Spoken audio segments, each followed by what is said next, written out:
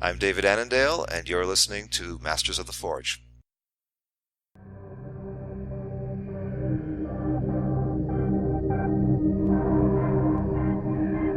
Welcome to Masters of the Forge, Episode 3.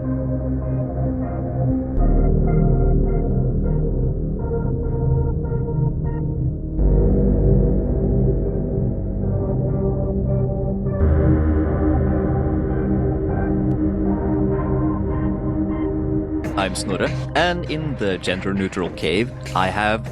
Adam! And Camille. I'm not getting this at all. You don't know? Okay, What are you talking about? Do you know? Have you heard of a man cave? Yeah, and yeah. Masters of the Forge is a gender-neutral podcast. We don't discriminate between the sexes. That's right. Aren't we more like multi-gender in that case? What? Are you a hermaphrodite? Yeah, I mean, not that there's anything wrong with that. The gender-neutral cave is open to all races, sexes, creeds, or identifications, even nerdle. Especially the sexy ones. Okay, Yeah, alright. yeah, exactly. Which is where I come in, right? Yeah, but we Yeah. sort of need to explain this because now gender neutral sounds like we're all asexuals. Apart from Snorre. No, I don't think we need to explain it. I think people understand. I think you're just confused. Yeah. And on the docket today, we have a full episode about the Crimson Slaughter. Yay! Actually, no, we don't, because it's not Crimson Slaughter so much as Crimson Sabres. Yeah, this is, I think people will be pleasantly surprised. I was going to say this is kind of a sleeper episode where you go into it thinking we're doing one thing, and then halfway through we turn the tables on you, and you realize, oh, they're not doing that. Yeah, but no, we totally spoiled it. Yeah, we did spoil it, which is fine, because Yeah. you don't want people to turn it off thinking, ah, great. Now Yeah. they totally screwed it up. They were doing good until they started doing Codex reviews. Especially. Anyway, so basically half this episode is going to be about the lore of the Crimson Sabres, who later turned into the Crimson Slaughter, which is a Warhammer 40k codex, as you all know. And that's when we find out that, we did a M. Night Shyamalan. Ooh, what a twist! Yeah, it's not a twist anymore. Please stop it. Stop ruining my jokes. Adam ruined it. I like ruining everything. Don't shoot the messenger. Yeah. In the back of the head. Alright, so I guess we will hit off this episode, first of all, with a sort of look back at what we've been doing in the hobby since we recorded the last in the hobby segment. Now, that's been a long time, hasn't it? Yeah, because we realized, hey, wait a minute, we shouldn't do in the hobby at the same time as we do the episodes. Yeah, because you gotta realize that we are recording our content sections with quite a backlog, which is very necessary in order to, get all the playtesting in we can get and really flesh out the content we're delivering on. So it's not like a 2 weeks to 2 weeks business we're running here. It's more like we have, I think our current backlog is somewhere around 6 weeks. Yeah, 2 to 3 episodes back. Yeah, so you can pretty much assume that we will not be brought out of line by any kind of sudden occurrences that might keep other podcasts from, delivering their usual release date. So yay us. Yep. But the old way of recording our hobby progress thing would be a bit of a problem because, hey, 7th edition is around the corner and we're still 6 weeks back, so we would be talking about 6th edition stuff well into 7th edition. That's not really good. Yeah. So yeah, like we've been talking about, if we do have changes that need to happen in our supplements, we'll make them and we'll let you know on the Facebook page that are changes as as per the actual episode. Definitely. You also have like a version number on the first page of every kind of supplement document we're putting out, so you can definitely tell apart what kind of document you're looking at and just check back with the homepage what the latest would be. Right. So speaking of 7th edition, what do you guys think? Are you excited? Oh, totally. Yeah, I think that's Games Workshop finally just saying, tournament organizers can do their own thing. We're just going to let everyone do what they want to do. I think they've been saying that for years now. I think that's but just this the is logical like the last final, step. Yeah, it seems like this is the final nail in the coffin for tournament stuff because by what we see of 7th edition rumors and everything, now you can do anything. So anyone can make Death Stars of just, let's just bring all Riptides and see if we can table our opponent, and they will bring, well, whatever, Lehman Russ or something. Just flood the table with whatever does the most damage in your codex, and then have fun with it. And that's not really going to make it for a fun tournament scene. Right, but you know what was stopping us from doing that before anyways, really? Not much. That's true. It just helps. I don't want to speculate really, because we still haven't seen the actual rules. But I think the important distinction here is that everyone is starting to, not everybody understands it, but people are starting to understand that the game is what you make of it, and you're going to play it how you want to play it, which is basically been our mantra since the start. Yeah, definitely. I mean, GW has been saying from the beginning, like, you make the game, play the game the way you want, make it your game, and just see the basic rulebook pretty much as like a guideline. Change whatever you feel like comfortable with in your gaming group, and just have fun.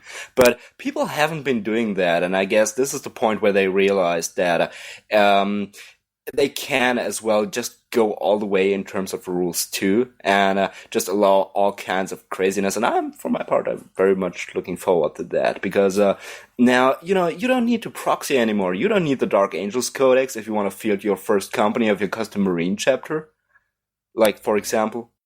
Yeah, I agree, and it's really heartening to hear guys like Reese and them from Frontline Gaming say, we're gonna wait till the edition comes out, and then if the base rules don't match what we need in tournaments, we're just going to change the rules to fit our needs. And that's exactly what GW wants. And I actually don't think GW is really thumbing their noses at tournament play. I think that they're just saying, do play the game that way if you want to. It's just, you have to make it what you want it to be, and that's perfectly fine. Definitely.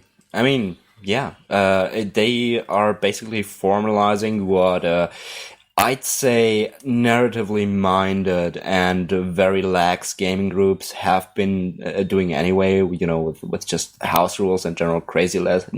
And I'm not really surprised, because how often, in the last 1.5 years, did they do a White Dwarf battle report and just say, we haven't even calculated points, or we totally ignored the force organization chart, and so on.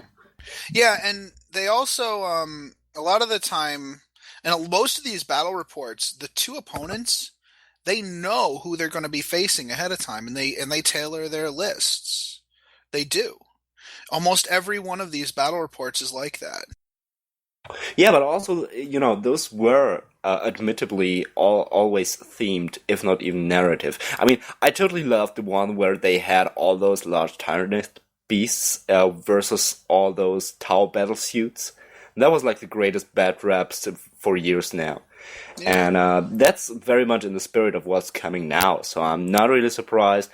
And, as far as the actual consequences for a tournament scene, or for, let's say, very rules-adherent gamers go, I would totally wait and see, because as far as I can see right now, they are offering a real easy way out by just offering up the alternative for people to just say no unbound armies. You just use your force organization chart, please. And that is one detail you have to set in stone before your game, and it's good. So I'm sort of assuming that GameStar people in the future will just bring in what is called Battleforge, I think, one Battleforge and one unbound list. Yeah, probably. I mean, I'm still actually holding out hope that Unbound will actually have some really good balancing factors to it, to actually make it not crazy. But I can see where, just like Double Force Org was in 6th edition, people freaked out and everything was 1999 +1, even though they never gave it a chance. Yeah, but even if the bonuses for playing Battleforged are just lackluster, that's still a very binary thing. You just say ahead that you're playing like only Battleforged, and yeah, that basically saves you everything in terms of trouble. Right. So you guys, Camille, I noticed that you had some. I haven't posted on your thread, but I noticed you had some hobby progress. Oh, definitely. I'm not even quite sure what I've been talking about in terms of hobby progress in the intro for episode 2. I think back then I was just painting my scouts. Is that about right? Yeah, Don't ask me. Yeah, Okay, all right. Yeah. So what have you painted recently? So I finished those scouts, and despite the fact that those were painted like 4 or 5 years apart now, my 5 new scouts work together with my 5 old sniper scouts very well, which is a relief. Cool. Because, Cool. I was sort of worried that they look like very differently, especially with oddly specific things. Like I have like the digital camo pattern on their camo cloaks, and I really worried about that, but it all turned out nicely, despite the fact that like GW switched color palettes between painting those units. So there was that. I painted another librarian, and now that my gender neutral cave is all set up again, I'll get the chance to make proper photos and upload them to Facebook soon. Because the photos I did like a few weeks ago really suck due to the circumstances. Yeah, I find taking photographs of my models troublesome. I did buy a new camera and with like an f-stop, whatever, all the bells and whistles, automatic white balance and stuff. All that is really helpful actually, and doing a nice photo box is super helpful too to help filter the light out. Really, all I did was take a Sterilite container, or like a plastic tub, and I scored the edge with sandpaper, and that works great. My actual secret to photographing isn't even a fancy camera. I'm just using the my smartphone camera. That's absolutely fair enough if you have a proper light setup. And what does it best for me is basically just a slightly folded piece of white paper, like as big as possible, and then just as many daylight bulbs as you can get, and then it's gonna turn out okay. Just lighting stuff from multiple directions, and then whatever kind of color problems you get in there, or sharpness problems or whatever, as long as you keep your camera still, you use some kind of thing underneath that just keeps it from shaking in your hand, and you have a proper light setup. Everything else you can fix in Photoshop. Just fixing the posts. Yeah. Right. Yeah. The white balance. Yeah. It's pretty much the same I'm doing. I use a light gray, just 50 by 70 centimeter piece of paper in the back. And that just makes it for a nice neutral background. It's easy to color correct using that light gray. And also the camera likes it in terms of exposure. And then just some soft lighting, and I use a camera on a tripod. Yeah, that works great. People love your photos. Yeah, 50 what? 50 by 70, that's 20 by 35 inches, I think. Oh, it's a unit of measure. So how do you say 1,000 Here goes the American. How do you say 1,000 of those? 1,000 what? 1,000 of those meters there, Snorri. How do you say that? A kilometer? I don't even understand that. I don't get it. Why is it kilometer? You don't say 50 meters. That is not even a word for you, like block, right? Seriously, a kilometer is kilo and meter. A meter is a distance. Kilo is 1,000. So 1,000 meters. No, I know what it is. I don't how understand easy can it get? Why it's pronounced kilometers. That always bugs the crap out of me. Yeah, that's sort of weird. Like, Canadians with their putain, it's like fries with gravy and cheese. And I'm asking all the time, why don't they just call it fries with gravy and cheese? Why that French madness? All right, I have quite a bit of hobby progress, so I'm going to try and shoot I'm not as even fast as I can. finished. You're not finished? No. All right. I'm sorry. Oh, man. Continue, Camille. I'm excited that you have more hobby progress. That's awkward because now you're setting me up for something totally epic. But in truth, I'm only really enthusiastic because I just finished painting a 4-man bike squad plus 1 attack bike for my Astro Spectre Space Marines tonight. I did see those. Yeah, my on goodness, the Facebook those page. yeah, those look you know beautiful. the work in progress stuff, but just wait for the finished results. I'm gonna post them on Facebook tonight. That's gonna be great. I'm really giggity because I put a lot of work into those. But Nice. yeah, apart from the fact that our living room, where I have like my gender neutral cave compartment, thanks for that, Snotty, it is sort of stuck now. So I finally have some proper elbow space and, a clean workplace and all my tools and all my lights set up again. And it's just a day and night difference of painting on your keyboard in your bedroom with, without even being able to stretch out your arms to both sides. That's just an entirely different beast, and it really shows in the work I did on those bikes, and I love it. Sweet. All right, I'm finished. Thank you very much. Okay. Yeah, speaking of gender neutral language, I've been like the other day I accidentally said good job dude or like good job man or something like that on the IC's forums to one of the few actual girls. Oh or no, ladies. you didn't. You offended the unicorn. You know what? No. I didn't. I like. Well, I think they maybe didn't see it. I hope so because I'm usually really good at saying they and their and you and that kind of stuff and y'all and whatever. But this time, for some reason, I think I was just tired. But yeah. So that was. But I've been trying to catch up with that, and I'm probably going to spend all day today catching up on the Hobby Progress Challenge stuff, of which I'm actually a part of. I'm not sure if listeners know, but I've been participating for the second time now, and it really works great. Yeah, it's really good. It really helps. It's not helping me this year, obviously.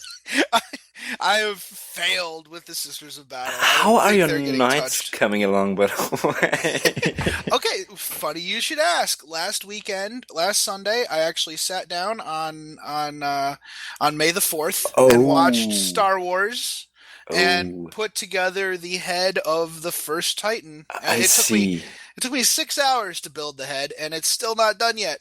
Oh, I'm eating so much crow right now.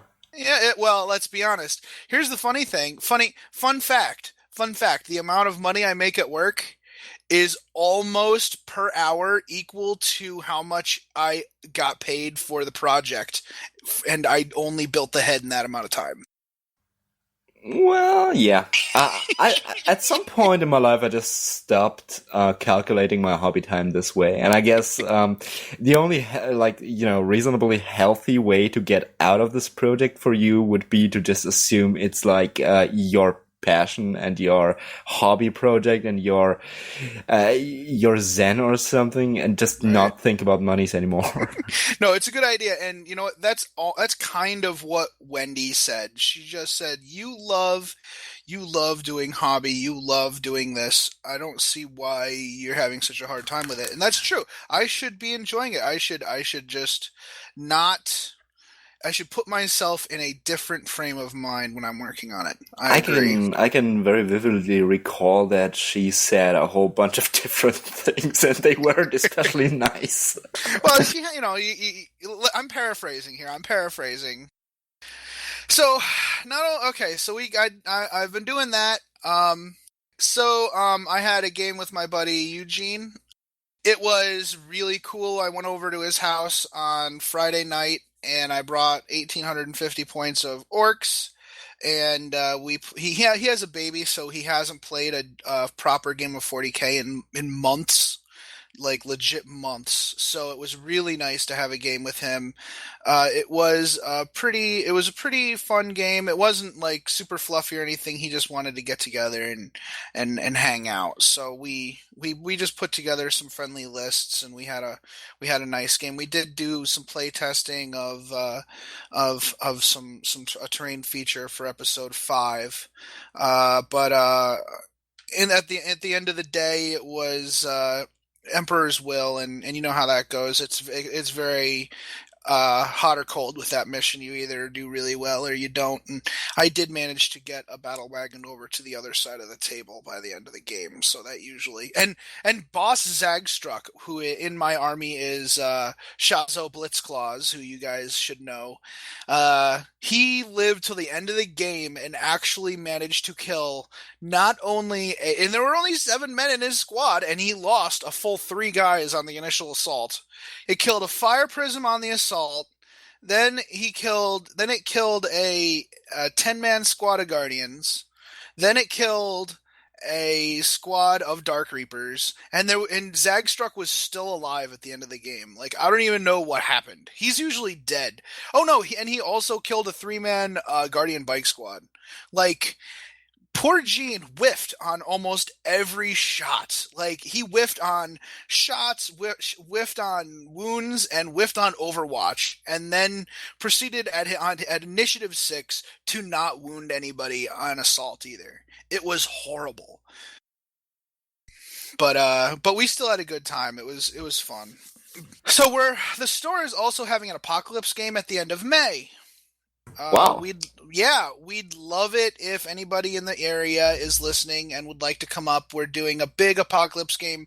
Some of the guys who've been to Apocalypticon are running it. They kind of have a good idea of how Apocalypse is supposed to work, so they're managing it. Just for the people tuning in for the first time, would you mention your local area and the name of the store? Because Yeah, good point. We are in upstate New York, in the Albany region. The store is Grim Foe Games in East Greenbush. That is near Rensselaer. So grimfoegames.com. So Grim is Grim as in Mary, FOE, grimfoegames.com. There is going to be a entry fee, but there'll also be door prizes. It's basically going to be a thing where the fee goes completely to prizes. And yesterday I spent several hours helping them build a Gargant. It is going to be really, really big. Wow, custom one or a GW one? Yeah, I brought a sheet of foam, and it wasn't enough. We have to buy another sheet of foam. Oh, so it was a custom one. Yeah, it's custom. Yeah, Games Workshop, they make Stompas. Gargants are even bigger. Oh, right, sorry. Naming convention problem again, but they're fixing it right now. Yeah, it's going to have a twin-linked belly gun that will be very, very, very suggestive, so... Ooh. So From Dusk Till Dawn style? So basically we're talking about Blood Angels-y kind of Gargant. It's got nipple guns. Oh, no. A little bit, not the milk, but more the lemonade. Oh. Yeah. Oh. Right, so next, last but not least, the campaign is in full swing. We did start off with a bunch of skirmishes, but we've moved on to actually fighting over territory. Again, this is my campaign I'm running, the Zorn 4 campaign, fought over a moon system in a nondescript part of the Imperium. Now, the Imperium side has not been doing very well. They've been actually getting really the bad end of the stick a little bit. Chaos, which includes some Imperial Guard, some fallen Imperial Guard, have been doing very well, and the Orcs have been doing extremely well. And I find that Orcs kind of well in friendly settings because they're so fast and brutal without the inclusion of cheese in the army lists. I don't know if you guys have seen the same thing. Yeah. Pretty much, yeah.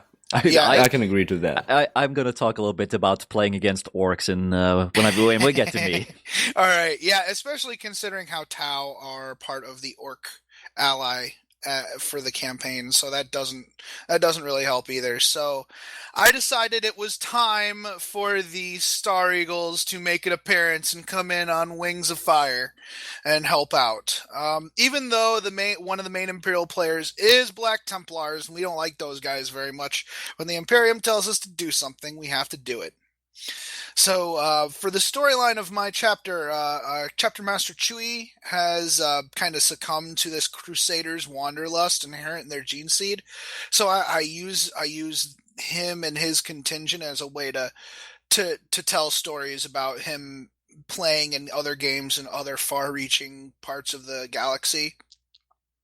And he comes. So it's the Black Templar player is set up on the southern polar region, which surprised the heck out of me. I didn't think these guys would be fighting over a useless polar region, but it just so happens that the Imperial player chose that territory to be the one territory surrounded by chaos during the territory selection phase of the campaign. So chaos attacks, and I'm like, well, that's the secret place where the main objectives of the whole campaign are going to be. So I can't believe we're fighting over this in like the third session of the campaign, but okay. Good times. So, yeah, right. So the mission is basically 5 relics down the middle of the board and then scattered. And when you pick up a relic, you gain a 2+ invulnerable save for 1 turn. Wow. These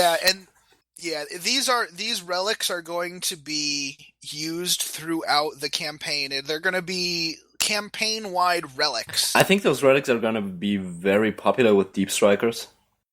Right, yeah. We'll get into that in a second. Okay.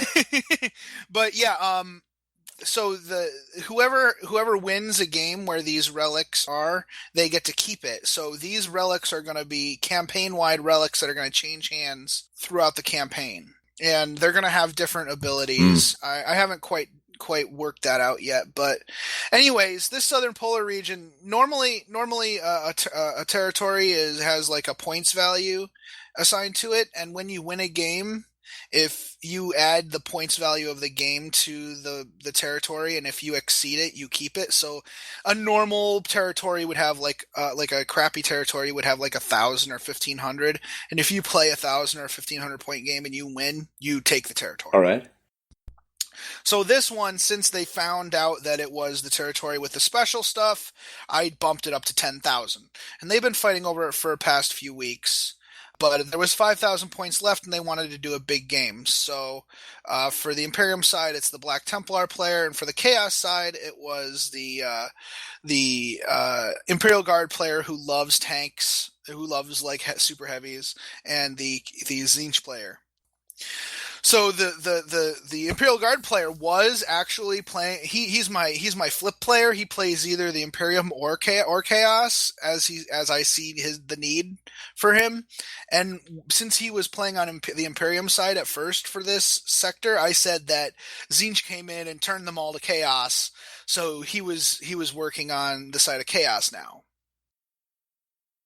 So the Black Templar player started on the table with his Land Raiders, and it looked like he was going to be overwhelmed by the forces of Chaos, but then on turn 1, the forces of the Star Eagles come screaming in and drop pods and start melting and flame ring dudes up. And, I didn't think of it, but yeah, it was really easy to combat squad these guys and pick up the relics. When I deep struck it, I felt like kind of a jerk. You are a sneaky git, sir. You are a sneaky git.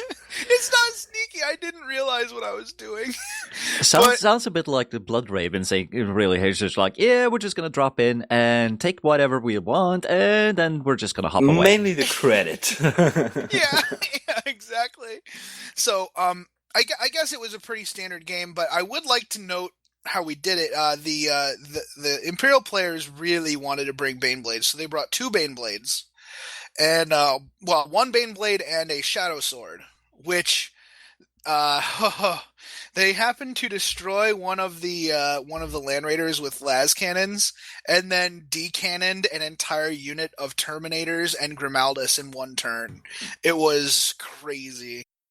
That's awesome, yeah. Yeah. So, however, he did have an opportunity to shoot his Baneblade and his Shadow Sword, but I happened to roll for Chapter Master Chewie, the Warlord, the Escalation Warlord trait that allows you to deep strike on target within 6 inches of a Lord of War.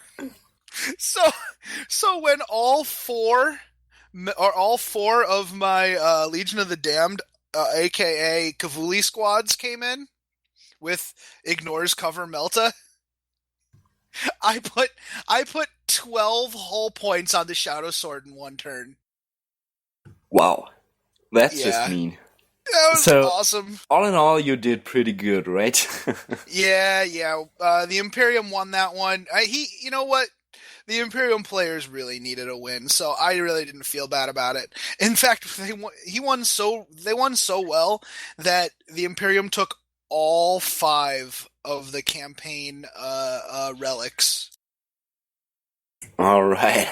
Yeah, so that was pretty good. So more on that in the next episode. I think I've talked enough. Wow, I mean, I'm starting to feel real bad here because you always have those exciting narrative campaign-y things to talk about, and I'm mostly like, yeah, I painted a thing. Yep. All right. Well, so you're not too far from Snorre, are you? You can drive to his game store. What? It's only like 5-6 hours. I think it would be more like 12 to 15. Snorri, what do you say? Yeah, probably. And you would have to cross several countries. Also, they have some kind of weird currency there, although they are part of Europe, and I'm sort of confused about that. Like, you're about kilometers. Like, what do you mean by, what is it, Kronen? Or something like that? Yeah, whatever. All right, Snorri, what have you been working on, man? Yeah, tell us all about it.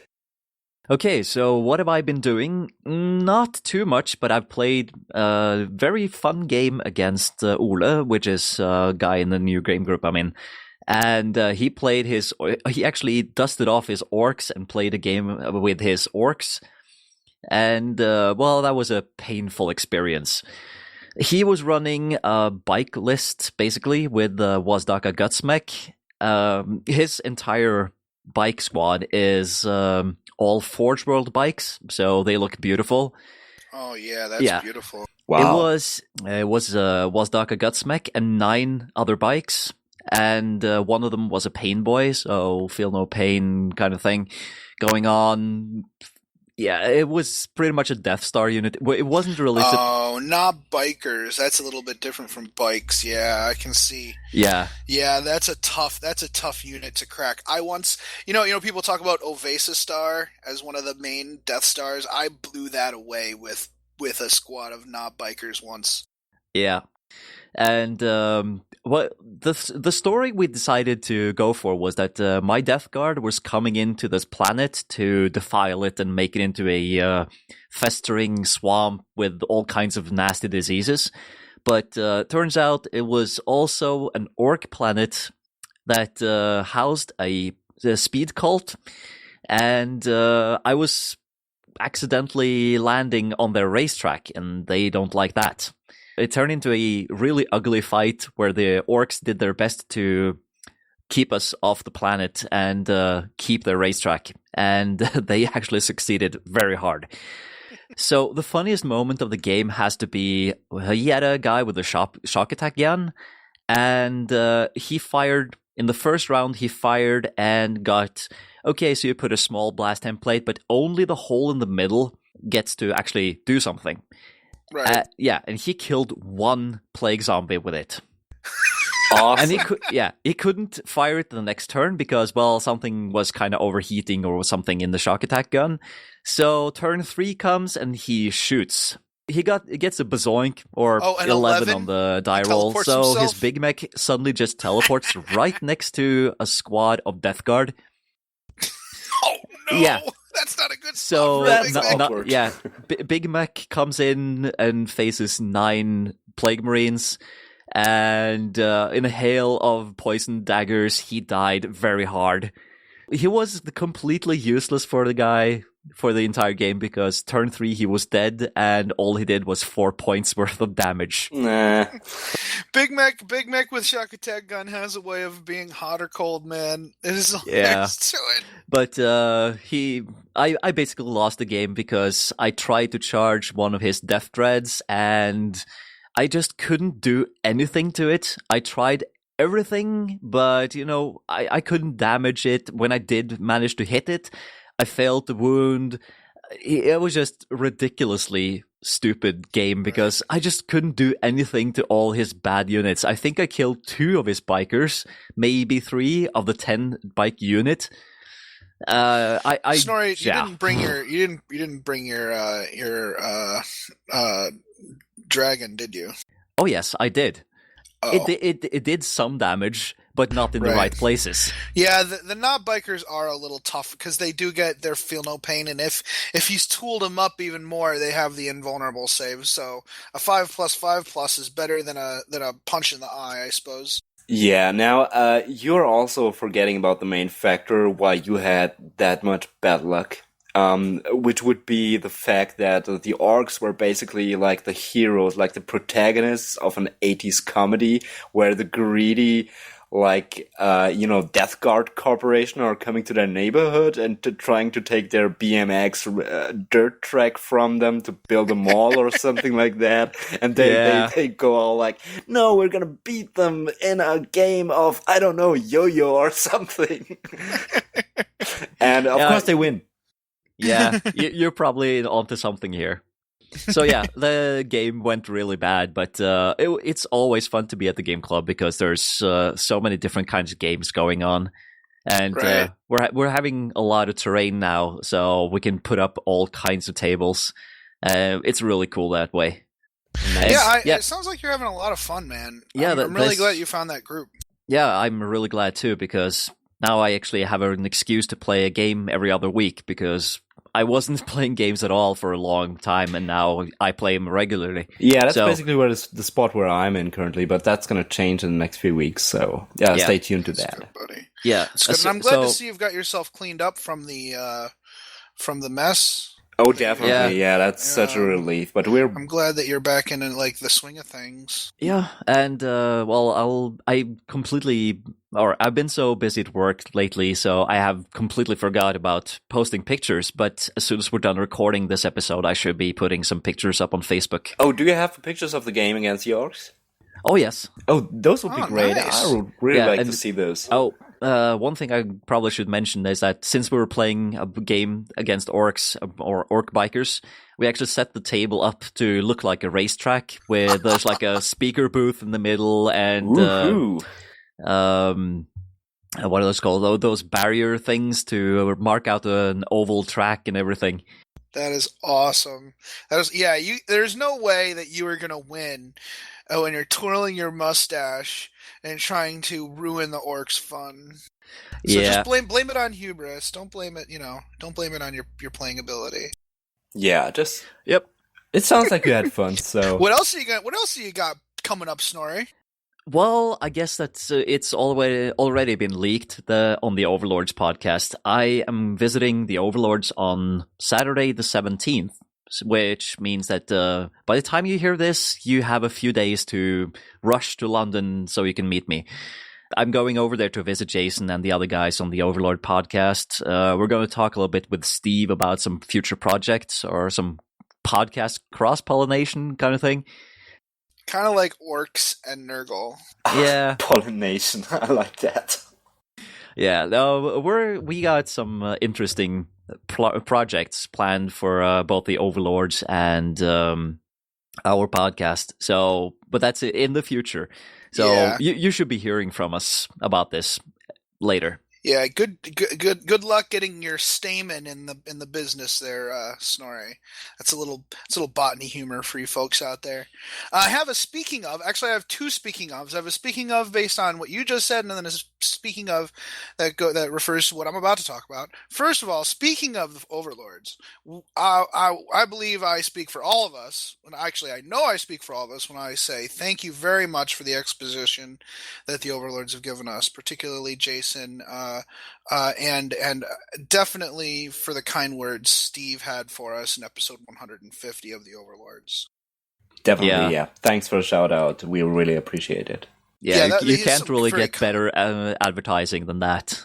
No. And speaking of that, I think we should congratulate the Overlords on their episode 150, the independent characters on episode 100, and the 11th Company on episode 200. Congratulations to all those podcasts. That is just amazing. Great milestones. Yeah, I hope that we can last even that long. I think we will, but it's really shows the dedication of the folks involved in those podcasts, and a big congratulations to those guys. Great shows. Yeah, congratulations. That just that's a great benchmark to aspire to, and it's just great to see in general what how well the international podcasting community is performing. That's makes me feel all warm and fuzzy inside. All right, so what do you think, guys? Are we ready to swing into episode 3 and talk about the Crimson Sabres? Yeah, I think we covered pretty much everything. Let us commence the slaughter. Yes. We'll be back.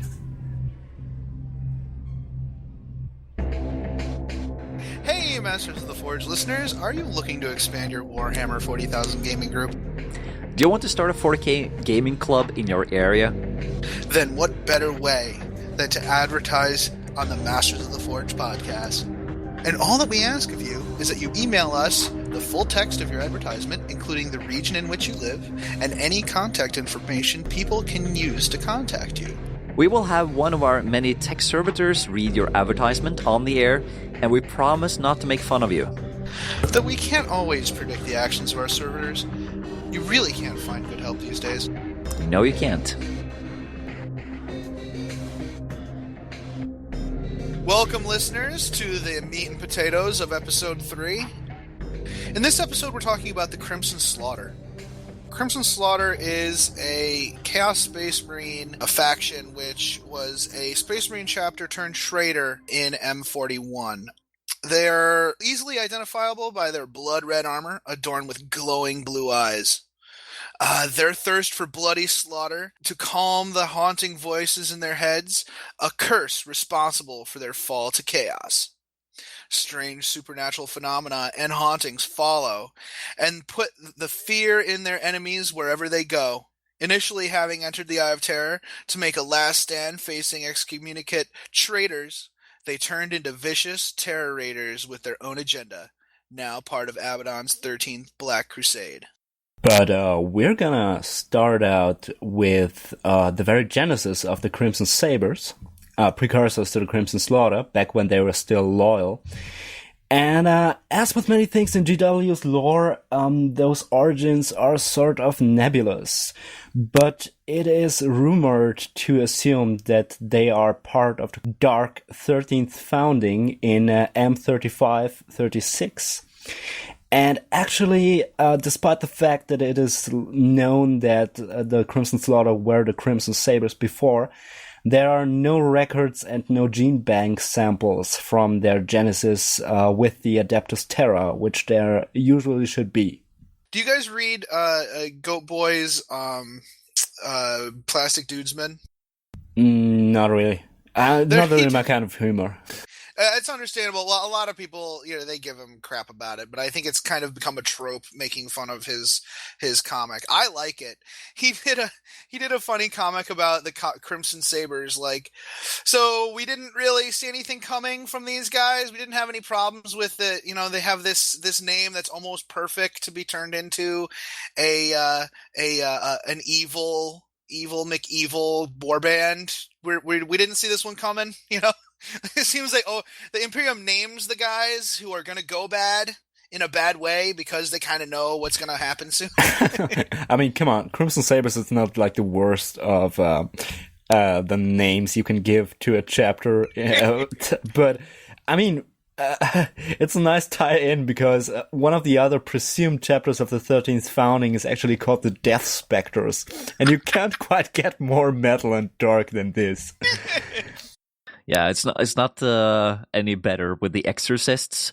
While they don't sound like a bad chapter, they're the only chapter that's rumored to be a Grey Knight successor chapter, and they require their recruits to survive demonic possession and exorcise them, hence the name.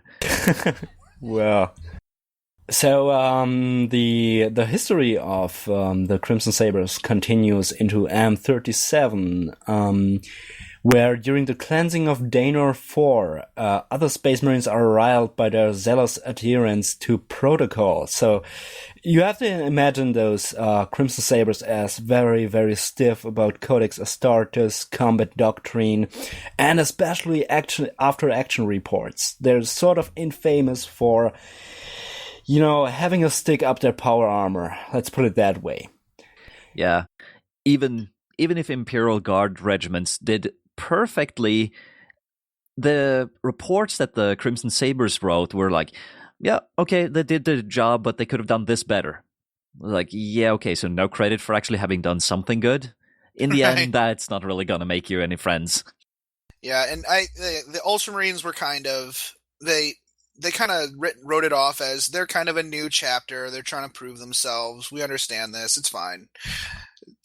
Yeah, exactly. But you gotta imagine that this stuff draws on through the millennia. We're not gonna talk about all of the instances of this happening, but you have to imagine that they're extremely stiff, self-righteous, and sort of estranging towards other Imperial forces in that way. Like, and it goes into extremes. For example, during the Death Star battles, not Death Star, emphasis on that, against an alien species called the Thule in M37. It even peaked as far as the chapter masters of the Crimson Sabres and the Black Templars nearly fighting in duel after the day's won because of some kind of, protocol difficulty. But then again, this is avoided by Chapter Master Grylock when he refers to the Codex Astartes that pretty much forbids that kind of course of action. And that's actually sort of weaselish, don't you think? Yeah, you can almost imagine a battle.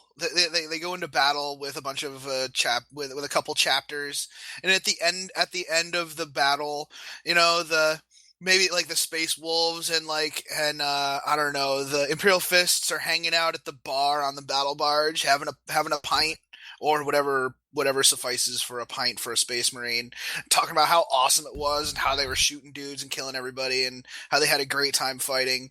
And then the Crimson Saber dude comes up, actually, guys, to be perfectly honest, we really shouldn't use that tactic. The real tactic to be using is...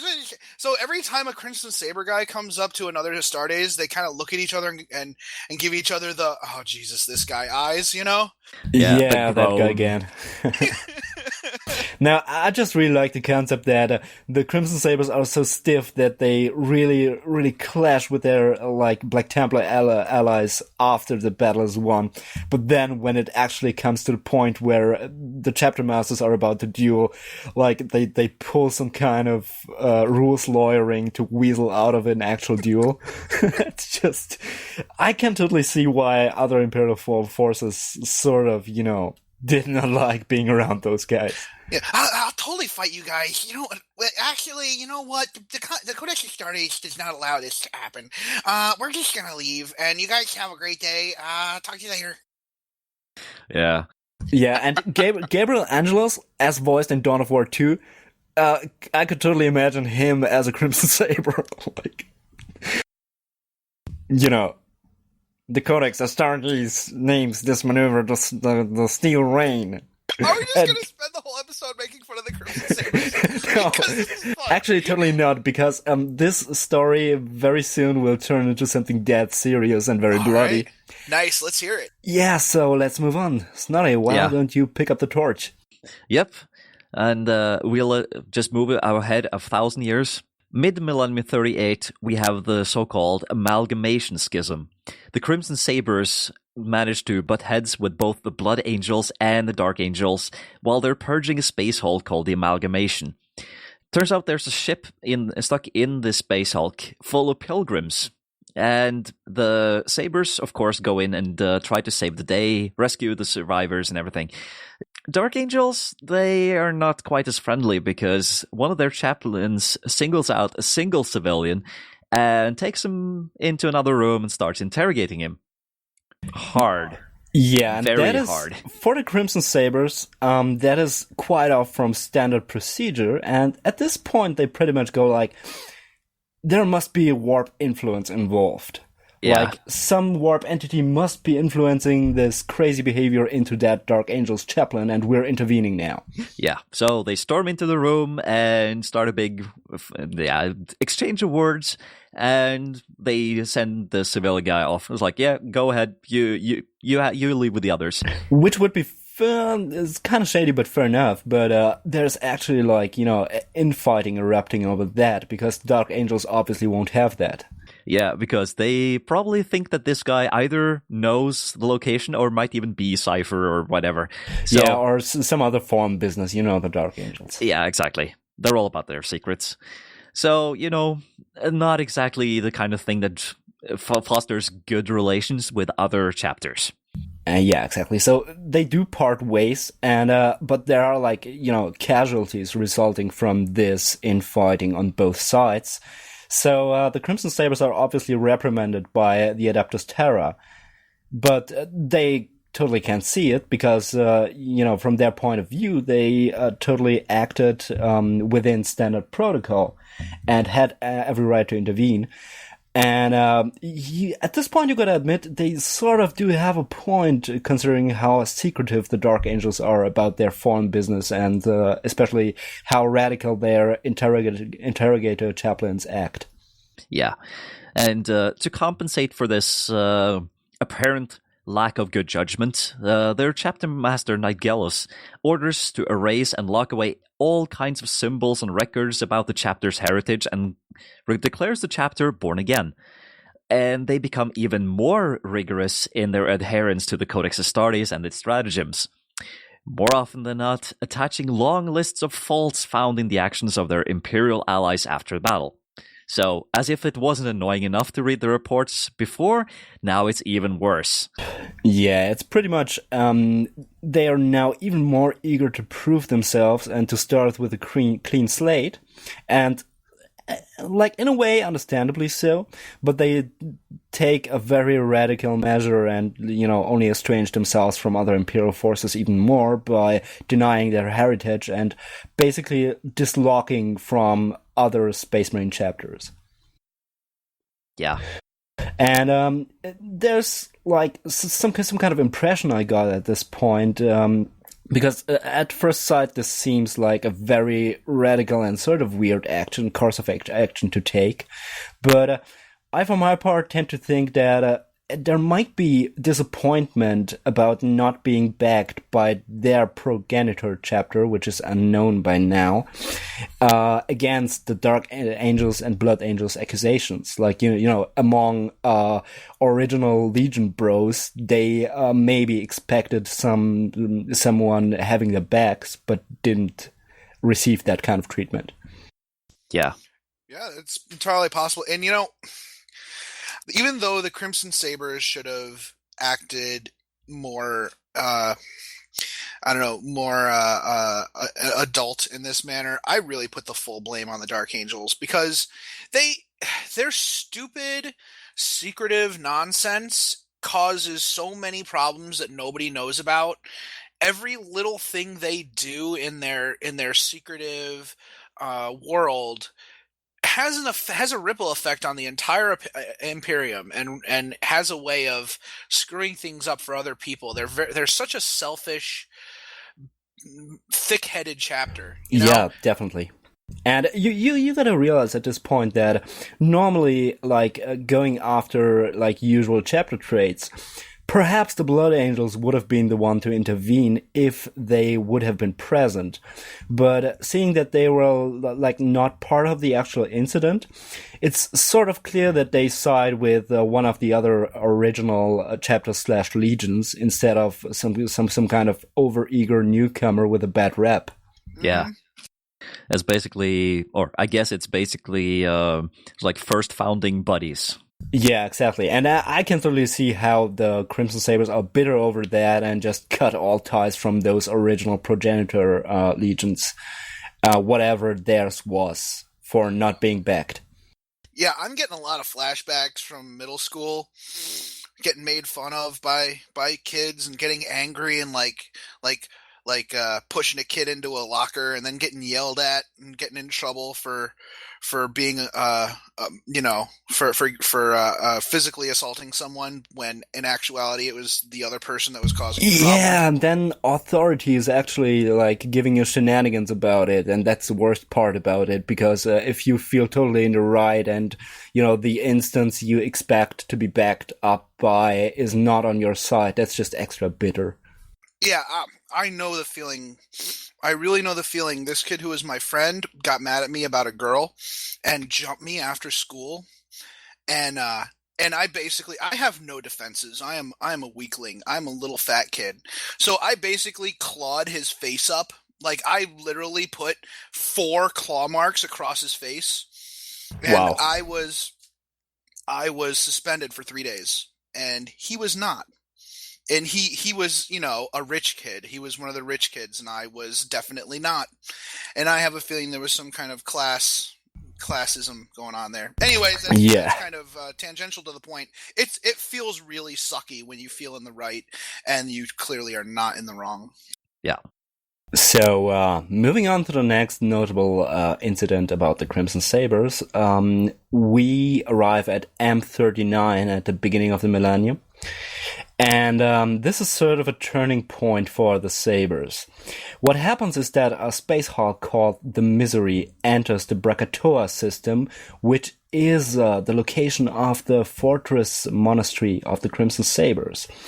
And you have to imagine the Krakatoa system as a system of around a dozen worlds that are very densely packed in one system, and multiple of those are inhabited, and with the coming of that space hulk, it triggers cultist uprisings all over the system in absence of most of the chapter of the Crimson Sabres.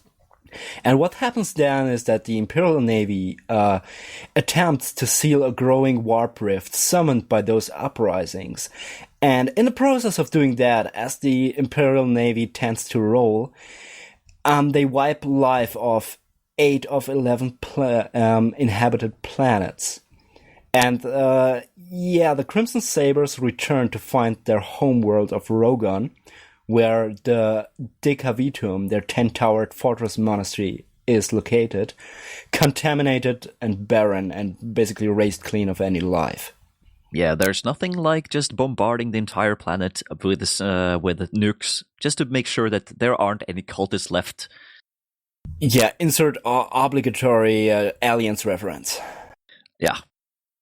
Now, demons and cultists successfully besiege the Crimson Sabre Fortress Monastery. Not a single battle brother escapes the cataclysmic explosion when the master of the 10th Company ignites an ancient rad reactor, and the entire thing goes to hell. Yeah, so it's not even like, the Imperial Navy performed exterminators on their homeworld of Rogan. It's more like there was that last stand by those few troops they had there, mostly scouts, like recruits, and the master of the 10th Company. And after the fortress walls have been breached, he just overloads that ancient nuclear reactor and causes the cataclysmic explosion that kills their world. But in the end, that doesn't make much of a difference for the Crimson Sabres.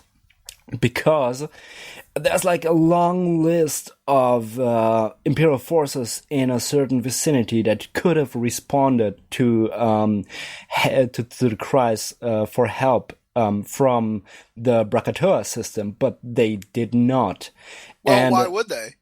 You know, we can handle things by ourselves, guys. We don't need you. You yeah. know, really, let's be honest. I mean, at this point, it's up to speculation, who of those potential forces in the vicinity had a legitimate excuse to not come to the help of the Bracatoa system, and which of those forces were just spiteful about it. Yeah, and who would like to have that whole, oh, you came to our rescue, but here's where you could have done better. Yeah, they totally could do without those after-action reports. Yeah. It's like, hey, dude, we helped save your world. Be grateful. So yeah, Yep. They're probably just like, yeah, I think we hear an emergency distress call coming from that direction. We're just going to go over there. Yeah, Can you imagine a Dark Angels battle barge out there, and they get this distress signal, and everybody on the bridge looks at each other, and they look at the captain, and the captain goes, click. I didn't hear nothing. That's just evil. But totally plausible. And I mean, still, it might be plausible, it might be understandable, but this is not just the Crimson Sabres. There's like 11 inhabited planets in this system. And they're just, getting wiped out because of the Imperial Navy bombarding everything in order to close off that warp rift that is being summoned by millions of cultists. So, wow.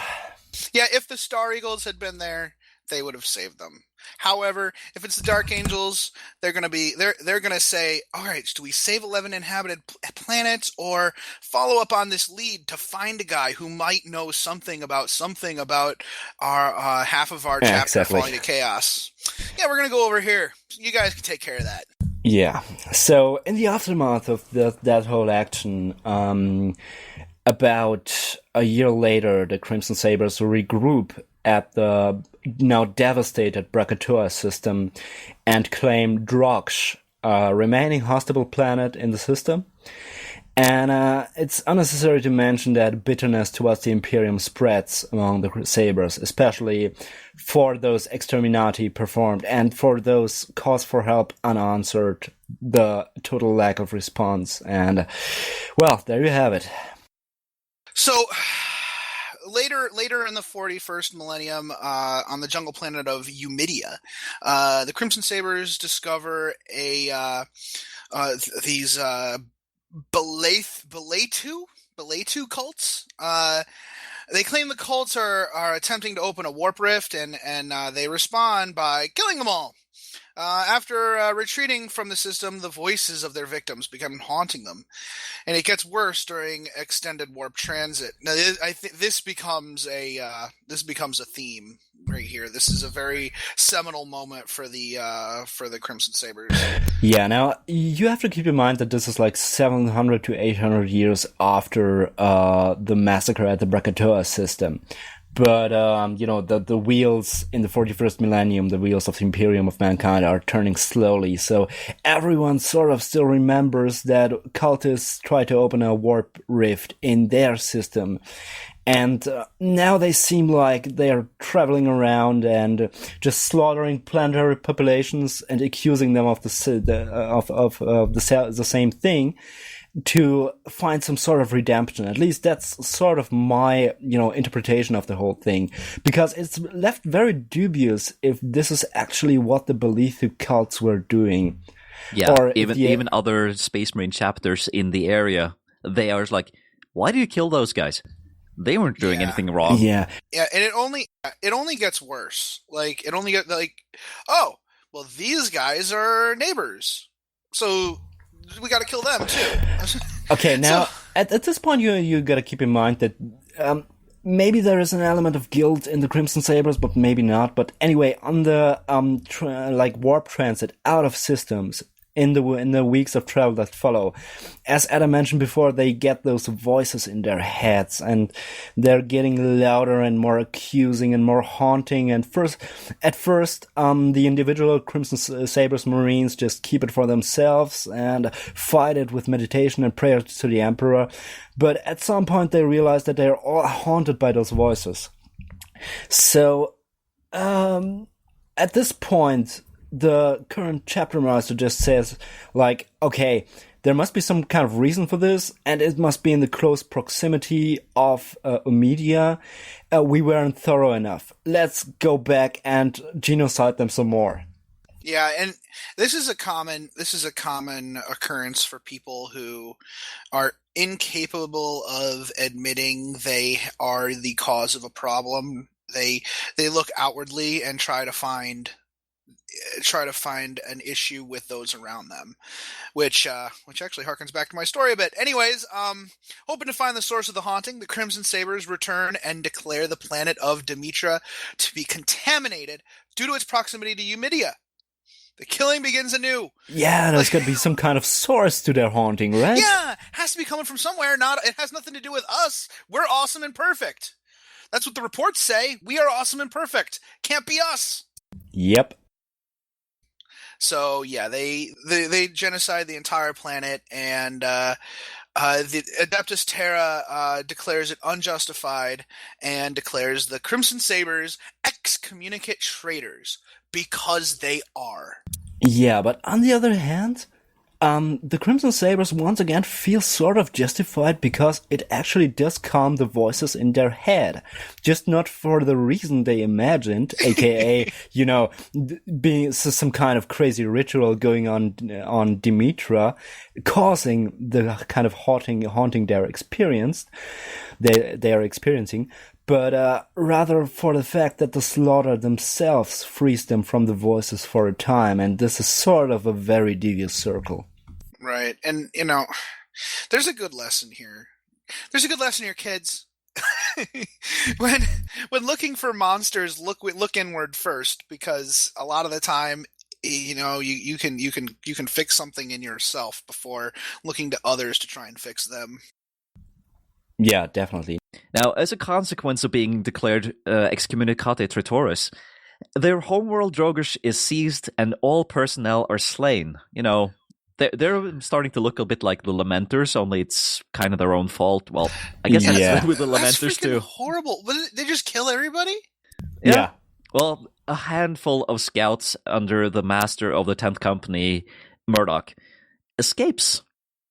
Yeah, but, the Imperium doesn't second-guess a declaration of excommunicate traitores, so you actually have to imagine that all the servitors, all the support personnel, and everyone else on their homeworld of Drogosh is, killed. Slain. The Imperium loves killing children. Why? I don't know. Because it's grimdark like that. That's all the reason they need. There are so many children in the Empire. Who knows if a couple of billion of them just disappear? Who's going to polish the inside of the bolter shells? Now, anyway, that is a very dramatic occurrence, but that's what follows when you're declared excommunicate traitores. The Imperium is thorough like that, that all kinds of taint have to be eradicated with a vengeance. And now you have most of the Crimson Saber forces rallying outside and not returning to their home system, obviously. And, at this point, their reputation is beyond repair. And to make matters even worse, the haunting voices of their victims returned.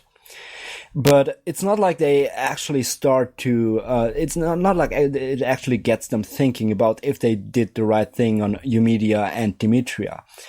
It keeps all being about their reputation and how they can make one last final impressive stand and pensions crusade in the face of being declared traitors to show the Imperium their worth. Go down with a bang. So, Kranon, the relentless chapter master of the Crimson Sabres fleet, decides to go where the fighting is thickest and go down in a blaze of glory there, namely in the Eye of Terror. And they don't really care about the fact that they totally have to push through the gate of Cadia to get there. So basically, they already turn into renegades right there by pushing through Imperial forces securing the Cadian gate and killing them, just in order to get into the Eye of Terror and make their heroic last stand. Yeah, because how dare the Imperium try to prevent them from redeeming themselves? Exactly. So in M41, towards the end, 929 M41, they push through and start basically massacring themselves through the worlds and through all kinds of bases of heretics within the Eye of Terror for the better part of 9 years. And at this point, they actually find out that it is just random slaughter, no matter whom, that calms the haunting voices in their heads. Yeah, and while they're in the Eye of Terror, what happens? Well, what happens to all people in the Eye of Terror? Mutations. At the beginning, they're just... it's just something that happens, it's probably not a big problem and everything. Yeah, who minds a few extra spikes on his armor? It's sort of useful. Yeah, but when the chapter master Sevastus Cranon gathers the entire chapter and declares, we're not going to die for an empty cause. So, let's just throw any kind of pretense out the window door and just embrace that we are renegades. We're just going to kill people because it's fun. And because it calms the voices. Exactly, yeah. And it sort of makes you think what they were actually thinking. Because actually it's more like what happens in the eye, stays in the eye. Who cares or who gets word of another band of renegades, fighting in the Eye of Terror and slaughtering itself through all kinds of worlds? Yeah. It's the plan was faulted. The plan to make an epic last stand there to redeem themselves was faulted from the beginning. Yeah. Now, of course, not everyone wants to join this renegade new way. And just like in the Horus Heresy, if you read the first couple of books, those who are loyal just get killed or imprisoned right away because, you can't have anyone question your motives. Yeah, most of them at the very meeting where Sevastus Cranon, chapter master, becomes the master of the Crimson Slaughter by declaring them renegades, and whoever resists at that point is either imprisoned or killed straight away. Yeah, this harkens back to their overall mindset to you're either with us or you're against us, Yeah, exactly. So, just a bit later, it turns out that they weren't quite thorough enough, because the captain of the 4th Company, Zarton is his name, departs, taking elements of his company and some other loyalists with him on the ship Pride of Rogan. In case you don't remember, Rogan was the name of their original homeworld. And they actually managed to escape the Eye of Terror and swear that if they ever meet the remains of the Crimson Sabres again, now called the Crimson Slaughter, they will be foes. This is great. I think this is just GW kind of giving us giving us an opportunity to tell a different story or continue or play the Crimson Sabres if we want to. Yeah, exactly. That's a great opportunity. We'll talk about something that Camille's worked on. Yeah, if they wouldn't have included that kind of twist in the official canon of the Codex, one would have to invent it. Seriously. Right. Yeah, it's cool. They do this sometimes where they just add these little drips and drops of little details that give you hobby opportunities, which is cool. They're really good at that. I think they do it on purpose. I really do. I think it's totally on purpose when they do stuff like that. Yeah, so soon the Crimson Slaughter need a base of operations within the Eye of Terror, to be precise at the edge, and they find it, ironically enough, within a Space Hulk. They christen the lost hope. And at this point they go full Chaos Warband and send their first raiding parties into real space. The final step on their path to damnation. And interestingly enough, leaving the Eye of Terror, also the first instances of ghostly warp energies and poltergeist hauntings, like supernatural phenomena accompanying them into battle in real space, occur. I guess that's basically warp energy manifesting itself, or using them as a vessel to bring them out and just like manifest all the demons they have in their heads as physical entities. Yeah, pretty much. That's my interpretation too. Or they're just, it's all in their heads. Maybe that too, but on the other hand, there's plenty of reports of the slaughtering ways of the Crimson Slaughter, and there's a lot of talk of those phenomena that are very real and also represented as, elements of their missions in their codex, but more on that later. Yeah, cool. I really, this almost kind of solidifies some of my conspiracy theories about the warp and the genesis of demons, but that's for a different podcast. Exactly. Now, just a few years later, the Crimson Slaughter find themselves with a problem in terms of recruiting, as Chaos Renegades usually face, because the Eye of Terror and the fierce battles in the real space around it have a way of limiting the possibility of collecting the gene seed of fallen brothers to inject it into fresh recruits. Yeah. And their answer is that their chapter master, Kranon, he strikes a deal with Fabius Bile, the famous crazy guy who likes to experiment on gene seed. Yeah, one of the original Emperor's children, apothecaries, still alive from the time of the Horus Heresy and now being a renegade among his legion himself, like traveling through space and doing experiments on creating the perfect space marine. Yeah. So how do you strike a deal with Fabius Bile? Well, you gift him with prisoners. So Kranon gives him 48 Space Marines that refuse to join the carnage to silence the voices in their heads. But all but one is actually given over to experiments. His brother, Severion Kranon, is spared. Severion agrees to become Fabius' aide should he ever call. So, at the same time, Captain Zarton and his 59 followers of the Fourth Company, they reestablish a secret base upon their homeworld of Rogdon. It's still contaminated by radioactivity, but he really hopes to restore the Crimson Sabres to their old glory. He vows to hunt down and slay Kranon.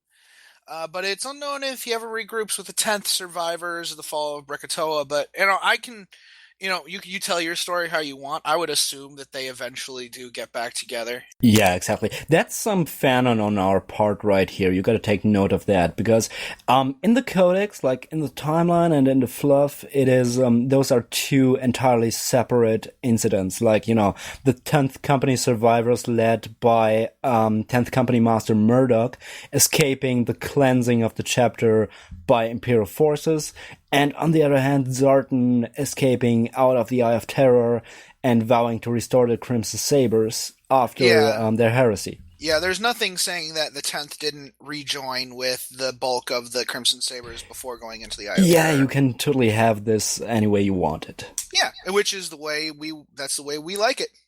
Yeah, but at the same time, if the 10th Company survivors were actually still considered to be loyal, then getting a message from the 4th Company to the 10th Company survivors is kind of difficult, and just like there's a lot of things that would have to mesh up to actually get that message over, but even discovering who's who and everything. On the other hand, Space Marines tend to have very long lives, and if they're traveling a lot, there is sort of a chance that they being born out of, all being gene brothers, technically, that they have like similar lines of thinking and maybe happen across each other, or maybe even the fourth seeks out those 10th company survivors, or whatever. It's just speculation on our part, but it's a nice thought that they get like back together. Yeah, I think the important thing about plot holes, for anybody who's interested in telling stories and writing stories, it leaves a bad taste in people's mouths when you have a plot hole. For example, the first of the new Star Wars movie or Star Trek movies, when they just happen to meet Spock on the planet that is strangely very near to Vulcan, and that just happens to have Scotty there. Like that, people hate that. That leaves a bad taste in people's mouths. However, if you're looking to fill a plot hole, try to find commonalities between the characters. In this case, it would be the planet of Krakatoa. Is that how you pronounce it? So it's the Krakatoa system, but yes. Yeah, so if both of the groups might get it in their head that they want to return home and see what's left, or find traces of people that might be alive, that would be probably where they meet, back at their homeworld. Yeah, and also you gotta notice that Krakatoa has like 11 planets, so there's plenty of opportunity to hide for those survivors for all the time. Maybe they never left the system in the first place. Yeah. So yeah, that would be a good way to fill that plot hole, just to say that they met up back at the homeworld. Yeah. Anyway, back to the Crimson Slaughter.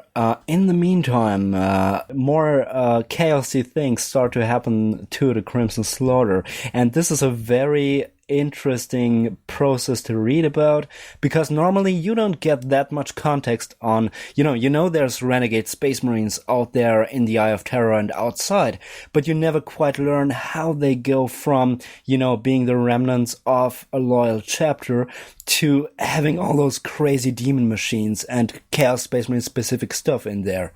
But in Codex Crimson Slaughter, you'll find a description of how former Crimson Sabres tech marines basically devolve into Crimson Slaughter warp smiths as they successfully bind demon spirits with machines, while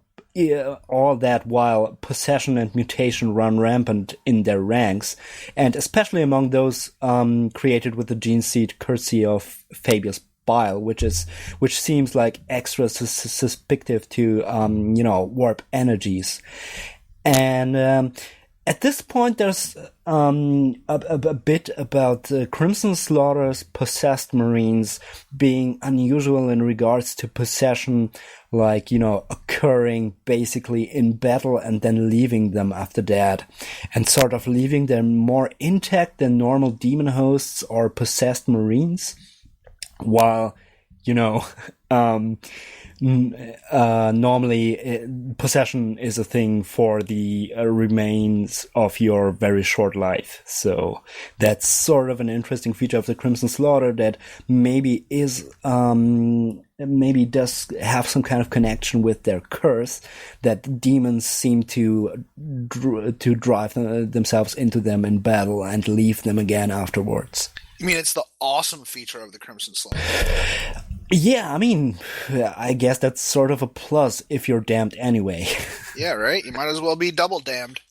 Yeah, so anyway, there's a warpsmith named Zarton, which is another incident in the following events in the Eye of Terror, that comes too close to the Lost Hopes generator, and that's a real fun story because hardwires basically entrap him, and he gets pulled into the reactor core and merges with it. So in the end, you have that fleshy ball attached to the possessed reactor core of that Space Hawk that actually talks through the whole apparatus, and that is just sick.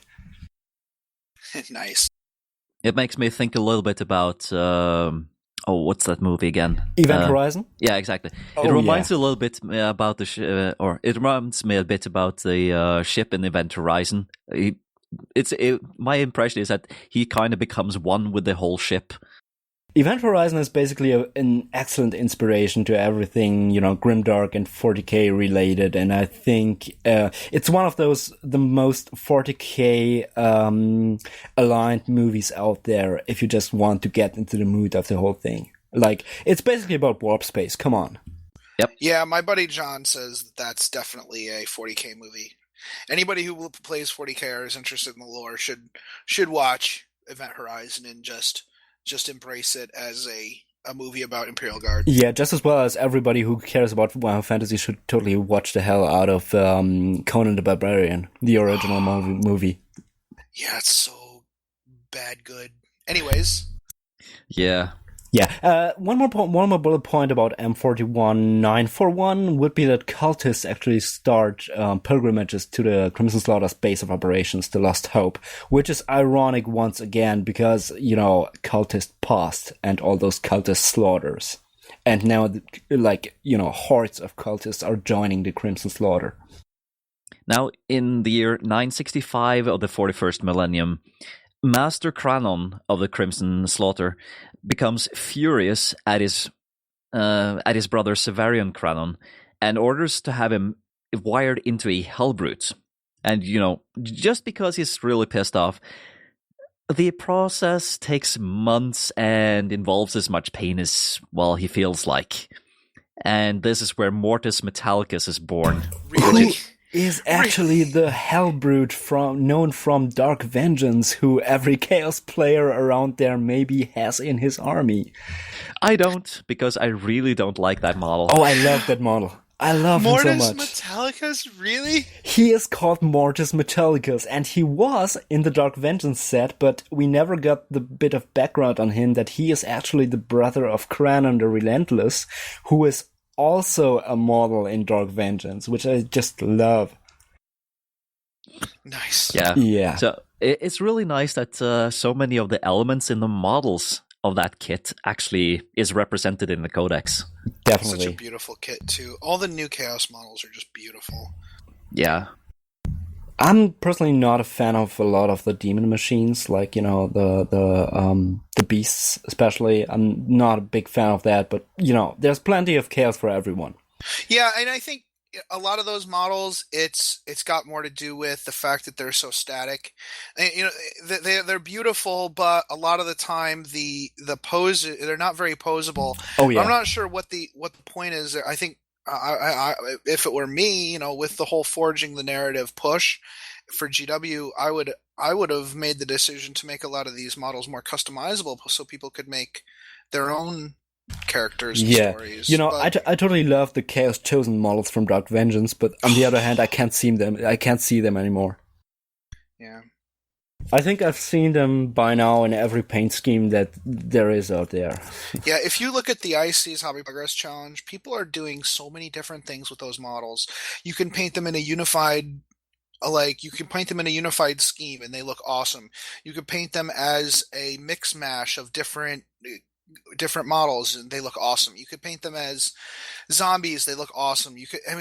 They're so good. I wish a lot of these models were a little more customizable. Yeah, definitely. By the way, I've got them in my Chaos Warband too, and I'm going to talk a lot more about that in the future because I've got some elaborate fluff on those. But back to the Crimson Slaughter. Yeah. In the year 981, in the 41st millennium, Cranon first hears of the legendary Hellfire Stone and begins to suspect it can aid him in his plan to rid the Crimson Slaughter of the voices that haunt them. A series of clues discovered by the sorcerer Manon leads to the capture of one of the Dark Angel's very own Fallen. Ooh, how would that... Dun, dun, dun! Yeah, wouldn't the Dark Angels love to get their hands on this guy? And he breaks on the torture and betrays their secret to the Crimson Slaughter, further deepening their hatred towards the First Legion. And to be honest, this is a point where I actually have to cheer the Crimson Slaughter. Yeah! Because that's so satisfying. Yeah. Hey, we told you these guys are jerks! Yeah, exactly. And the Dark Angels probably don't know that this has happened. So no, at this point they don't. Yeah, so it's kind of interesting that... while the Dark Angels are hunting down the Fallen so that the Fallen can't tell what actually happened, now suddenly you have the Crimson Slaughter also knowing what happened. That is a twist of fate that is very interesting, and that ties in nicely into one of my theories, but more on that later. Because at this point, I think it's very interesting to note that there's never a really concrete description of how Cranon thinks the Hellfire Stone will help them to get rid of those voices. And my suspicion is that the voices helped, whispered it into his head, and are pretty much creating some kind of devious circle. And, but the main point about this one is sort of how angry and betrayed Cranon must now feel that, they have been declared traitors for what they did, while the Dark Angels just get away with their dark secret just for keeping it a secret. Yep, and it's made worse by the fact that since the Crimson Slaughter have so disaffected themselves that no one will believe their story anyways. Yeah, but hey, kudos to Games Workshop for making this. This is a really good point for Games Workshop to give us something to play with. Definitely. And also, at this point, I think they don't care about redemption anymore. They just want revenge, because, they have disconnected so far and went so far in their renegade ways, there's really no turning back for them.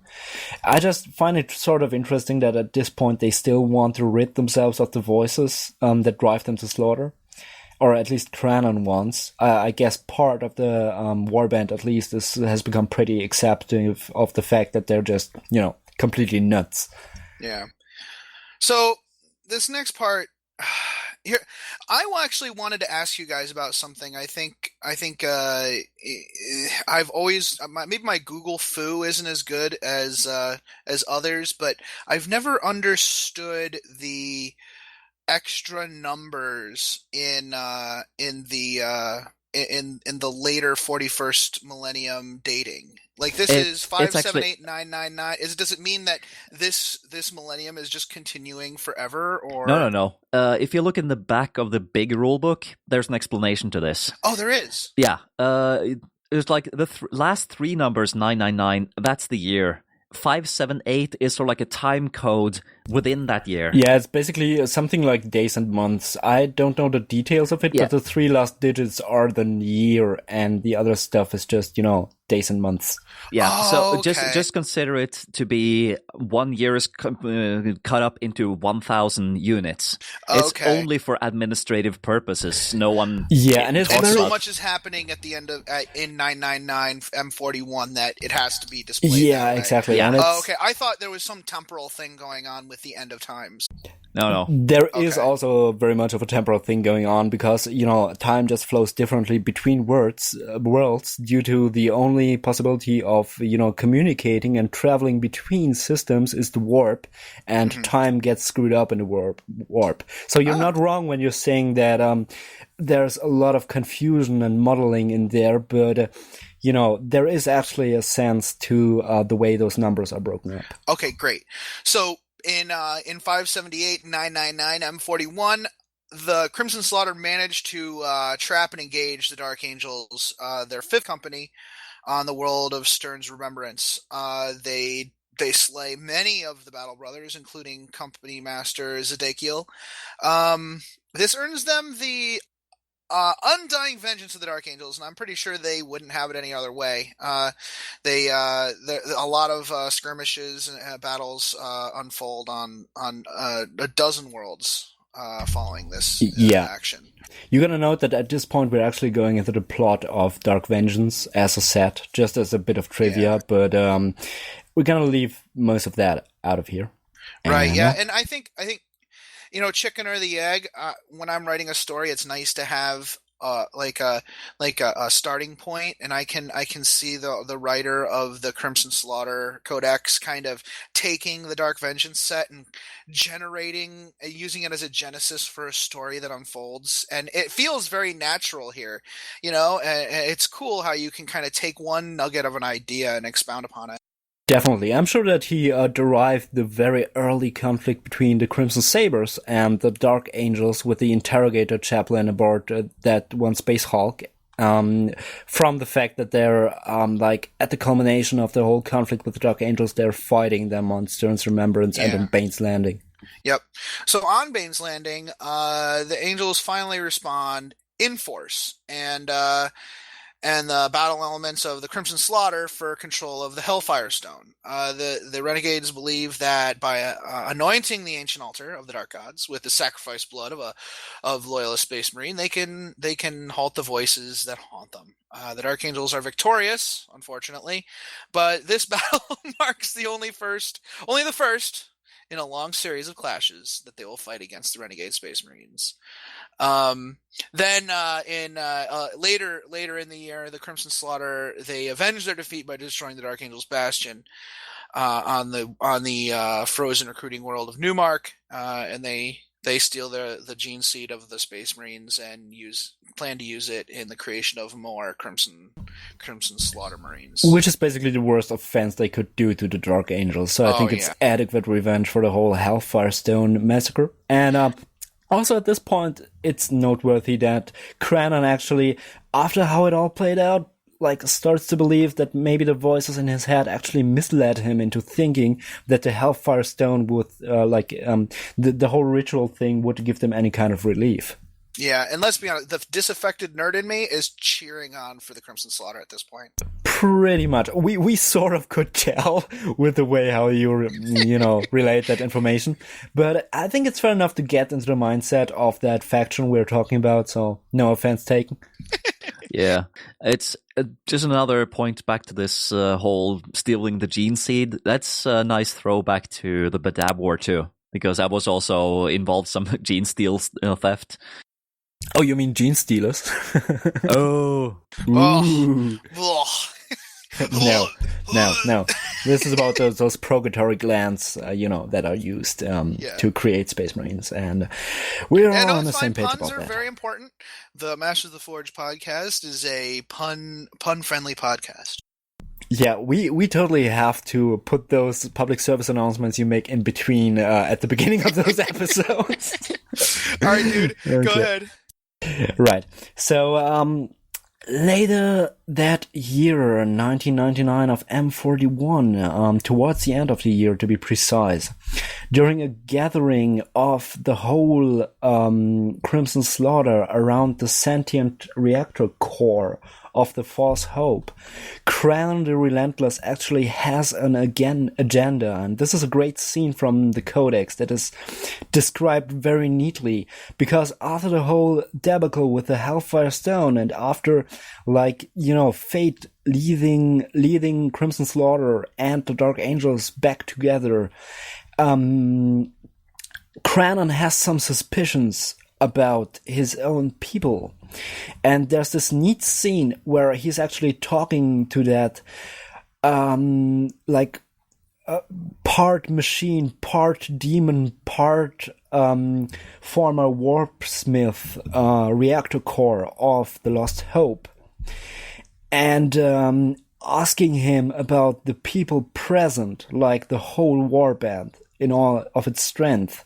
And at this point, Manon, the sorcerer who actually pointed him to the Hellfire Stone in the first place, is basically outed as a Lord of Change named Tzak Lantar.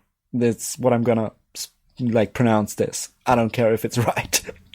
So anyway, he is ousted, and he pretty much takes on his demon form, and Cranon does not really react well to being manipulated by a greater demon of Tzeentch.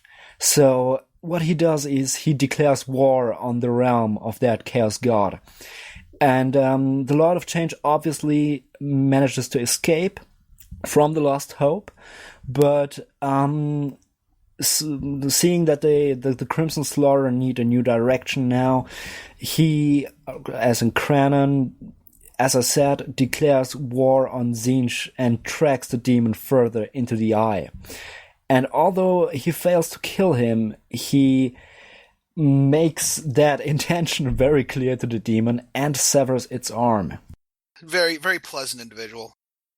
In the closing hours of the 31st millennium, which is the usual Games Workshop style. The Crimson Slaughter join the 13th Black Crusade of Abaddon the Despoiler, War Master of Chaos and Divided. Impressed with the Crimson Slaughter, the War Master gives them a place of honor spearheading one of the Crusade's many assaults into Imperial space. Unleashing them upon the high world of Regalis, Cranon is granted the permission to slay Saxlantar no matter the circumstances. Yeah, that's sort of a great scene from the Codex too, because the Crimson Slaughter, being the people they have turned into, basically just appear among the ranks of the 13th Black Crusade, are summoned, and Cranon is summoned before Abaddon, and he's like not really, submissive at all. He's like, hey, 13th Black Crusade, great thing, but I want this and I want that, and I demand it right now. And Abaddon basically just laughs and grants them their wishes, because let's be honest, when you're leading a Black Crusade and you're the War Master of Chaos Undivided, there's going to be infighting anyway, so it's less of a permission granted and more of a, yeah, you do as you think. I don't care, as long as there's, terror struck into the Imperium of mankind, and whenever you and that Lord of Change cross paths, you just do what you want, kids. Yeah, because he can be sure that the Crimson Slaughter will do what he wants them to do, because, well, that's what they do anyway.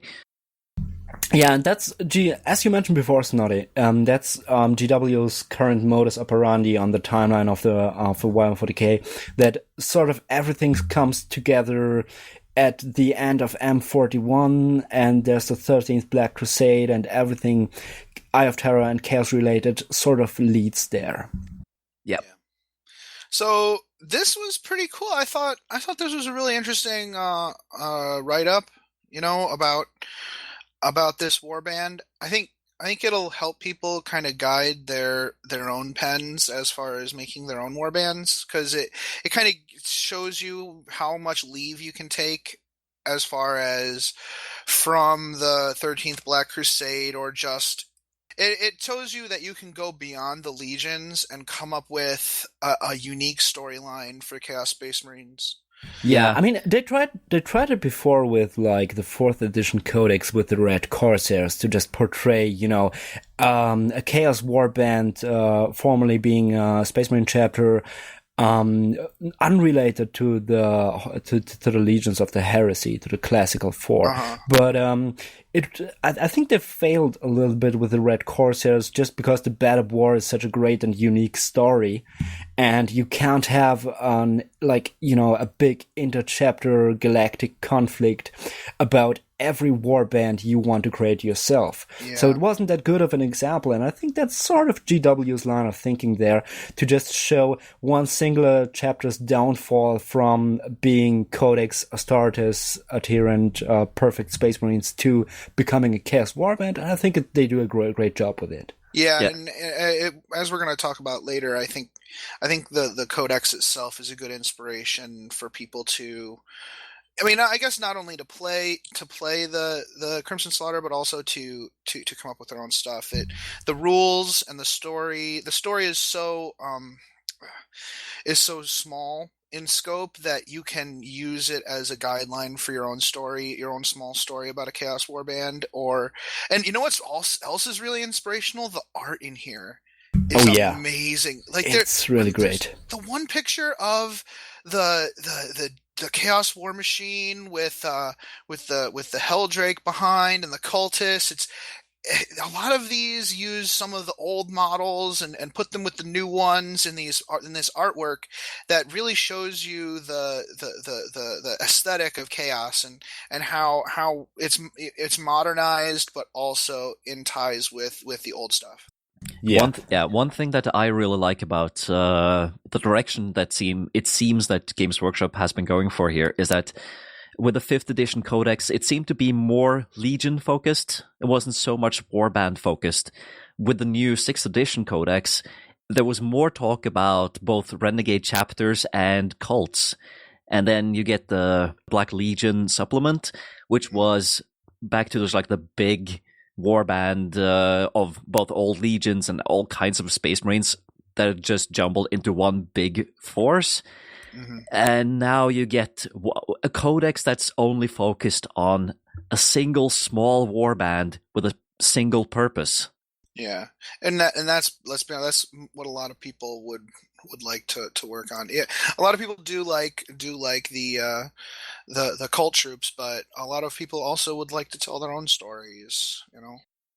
Yeah, what I think that Games Workshop has presented to us now is like the whole gamut of what you need to play pretty much every single aspect of a Chaos Force.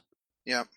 Yeah. Yeah. I mean, now that we're talking about the book in general anyway, let's just mention that just how they translate the whole thing on the tabletop, because I think they do it very cleverly, because apart from all that background and fluff you're getting, and we've talked about in depth now, you get warlord traits that are very interesting. Like, there's nothing game breaking in there, but also no real duds.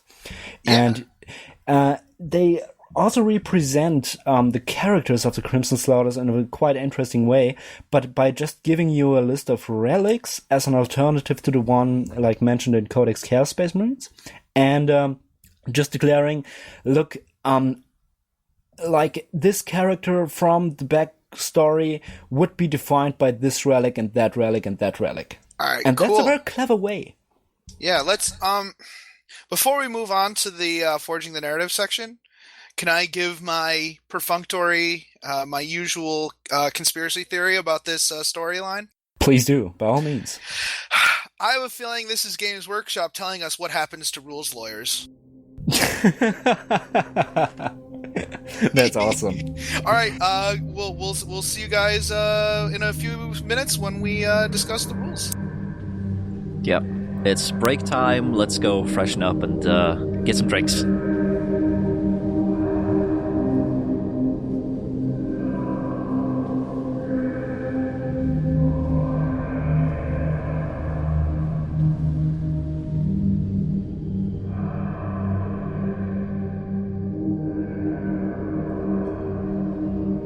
Okay, welcome back, everyone. Welcome to our Forging the Narrative section. As you know, this is the section where we talk about how to bring the story to your tabletop. Now, the Games Workshop produced codex for the Crimson Slaughter does a really good job of allowing you to play the Crimson Slaughter on the table and bringing it to life. We felt that we'd do more of a service to you by coming up with some different rules. Now, before we do that, I just wanted to say, you know, this is not only a great book for playing the Crimson Slaughter, but also a wonderful way to add options for creating your own Chaos Warband. What do you guys think? Definitely, and they have treaded some very interesting paths to bring that kind of experience to you, as we mentioned before, with the relics making the characters basically. And there's just a lot of supplementary stuff that validates past expansions of the game. I really like that they have not only the usual stuff, relics and warlord traits that you actually expect from a supplement, but they also have stratagems for cities of death and for planet strike. Yeah, I found that really fascinating that they brought that they're supporting those older rule sets. Yeah, and also in terms of scenarios, you're really well covered in, as far as playing Crimson Slaughter and typical Crimson Slaughter engagements, because you have 3 general scenarios for Altar of War, which is about what kind of typical engagements do the Crimson Slaughter lead engage in. And you have 5 historical echoes of war missions that just show you the way how to reenact conflicts from the history of the Crimson Slaughter described. So basically, I gotta say that they did such a nice job with that supplement in terms of bringing the whole army, the whole warband to life, that there's no real vantage point where I would jump in and say, hey, we can do this better, so we went a different route. There's actually, apart from the book in general being really nice, there's one thing that really made me just opened the book, leafed a little bit through it. There's like, okay, I'm buying this, because I wasn't really sure if I wanted to do that. And it was opening to that double-page spread of how the Crimson Slaughter attacked this city, all the different stages and different forces coming in from various directions. Yeah, that's like a tactical map, isn't there? Yeah, exactly. And it's such a nice inspiration for how to do, for example, a staged campaign just focusing on one city. So I'm actually very happy that they did that in the new Imperial Guard book too. That you have this map and it shows one conflict, but it shows a little bit, okay, how did the Imperial Guard go about fighting this series of battles? Yeah, there's definitely a lot of value in this codex for the whole hobbyist. Now, we've come up with some different rules though for you guys to use in your games. You want to start us off there, Camille? Of course. It wouldn't be a Masters of the Forge episode if we wouldn't deliver anything in terms of, the actual gaming content, like background and lore-related gaming content for you.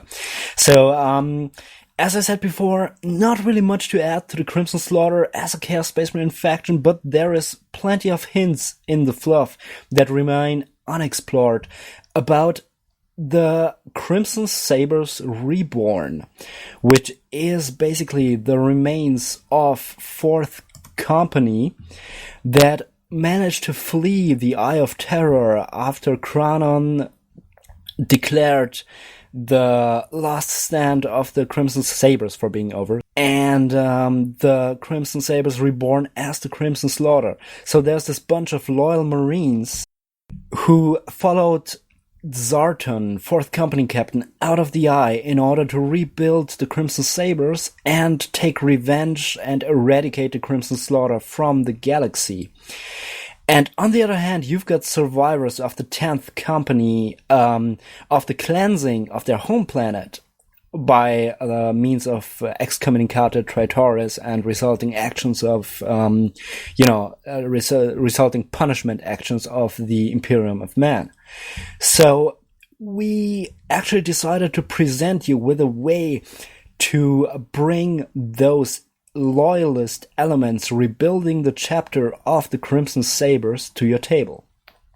And as it is with a Space Marine faction, what we're going to start out with would be the chapter tactics. Now, one more word ahead about our process of thinking in terms of design, because you will be able to download this supplement as usual from our Facebook page and blog.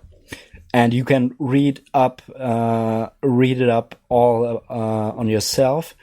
But we want to provide you with some thoughts about why we wrote things the way we wrote them. And in this case, this was supposed to enable you to collect miniatures for the Crimson Sabres and paint them and use them with the rules we're providing, but also be able to recreate them army list-wise with the regular Codex Space Marines action in case you are using them, like, for example, in a tournament environment where, house rules are just are not in question. So we designed this in a more restrained way than we perhaps would do if we really went crazy with the possibilities of it, just in order to enable you to build a proper collection of miniatures you can use in any kind of situation.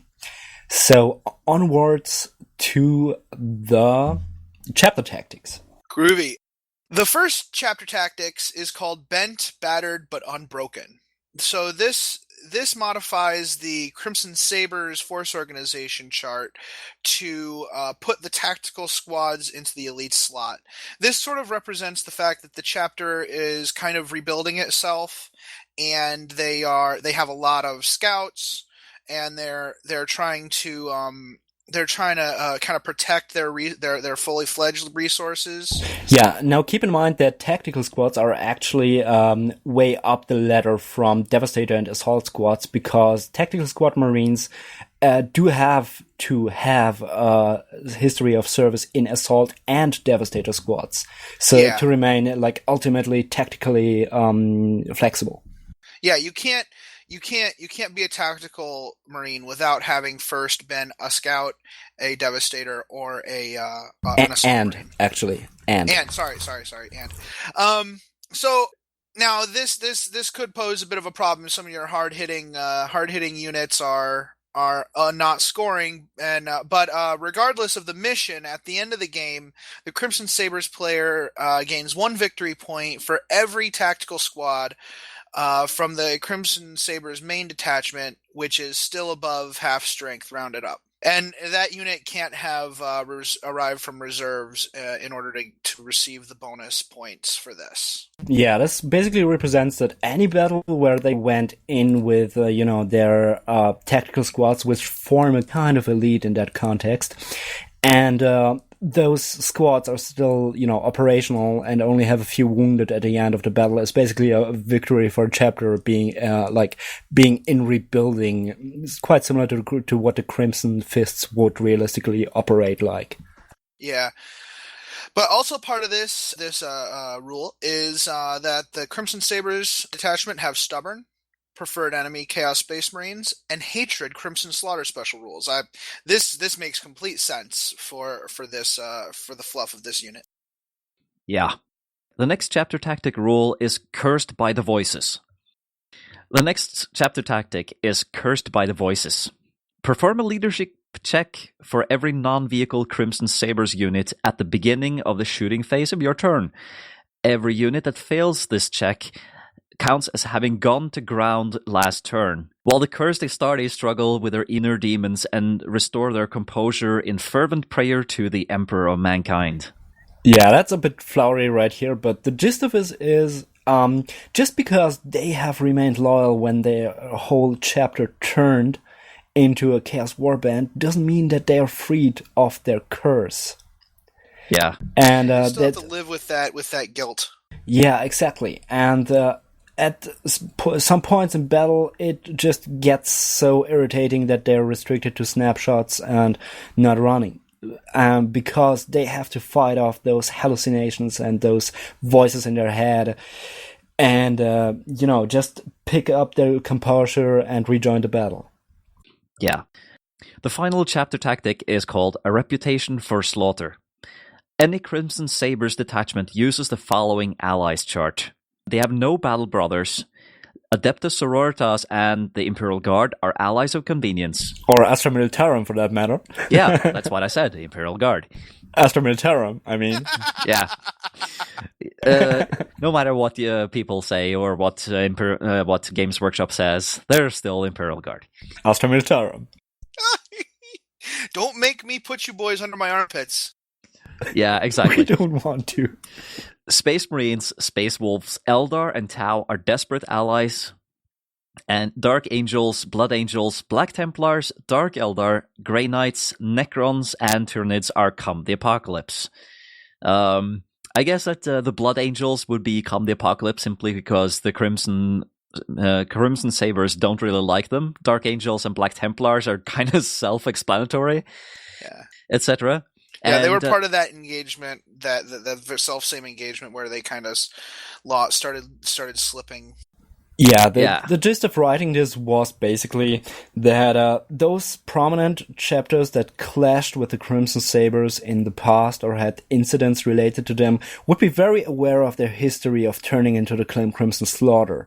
And you know that there's no forgiveness in the Imperium. Yeah. Even though these guys are trying to cleanse their taint, I'm pretty sure that, looking at the Crimson Sabres history, they are still going to blame others for their downfall rather than themselves. That too, yeah. It sort of goes both ways. I mean, the Space Wolves are in general more relaxed about, Imperial allies and their history, as long as it's all a good fight and it's all against the right enemy. And the Space Wolves, in a way, are like, renegades themselves. Not really formally, of course, but they have retained much of their legion structure, right? So, yeah. And they didn't have any previous run-ins with the Crimson Sabres that we would know of. So, that is that. And, Space Marines, like other air quotes, generic Space Marine chapter or homebrewed Space Marine chapter, there's a very good chance that they're just not aware of the history of the Crimson Sabres and accept some kind of secretive bunch of air quotes again, non-registered Marines fighting alongside them, as it would happen with the Eldar and the Tau, who just wouldn't care if it comes to a desperate alliance. Yeah. Now, with the Allies of Convenience, I think the Astra Militarum, I think it's great that we have an Astra Militarum faction and an Imperial Guard faction, and Adam just not giving a frack. Yeah, I really don't care. Yeah. I think the Astra Militarum is glad for any kind of power armament support they get, honestly. Yeah, that's true. Like, oh, our saviors, what, they're chaos? Whatever, they're fighting the other guys. Yeah, I don't think that some kind of desperate Imperial Guard commander would really care about any kind of prehistory of any kind of loyal Astartes coming to their aid. Yeah, and if those evil Astartes turn on them, they have las cannons, so, you know. Yeah, that too. And also, I think Adeptus Sororita is one of the few factions in the game I would think of being capable as, being able to read the motives of their allies and seeing that in a way they are fighting the Emperor's War, in their own way and trying to rebuild a legacy and remove a taint and would accept them as allies of convenience. Not Battle Brothers too. And it might, maybe just depend. Like, everybody tells their own story, right? And I think that's a general point to make. Your army is your army, so like my Space Marines army would never work with the Sisters of Battle ever. But that's your story to tell, Yeah, in this exactly. case, we could definitely see an instance where this Adeptus Sororitas would say, "Ends justify the means. Sure, help us fight." Or maybe there's even a snowflake order out there that reads their, benevolent motives correctly and, just sees that despite the fact that they're haunted by the voices of sacrifices past, they are pure in the purpose to the Emperor and remaining loyal and whatever. It really depends on the order militant of the Adeptus Sororita that encounters them.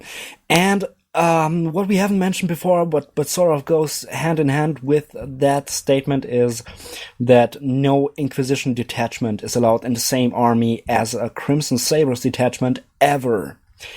The same doesn't go for Imperial Knights though, who have the same kind of, formation-y kind of way of entering the Force organization chart, because I think they wouldn't care either. They would be pretty much on the same page as the Astra Militarum. And of course, you just glossed over a really simple point here.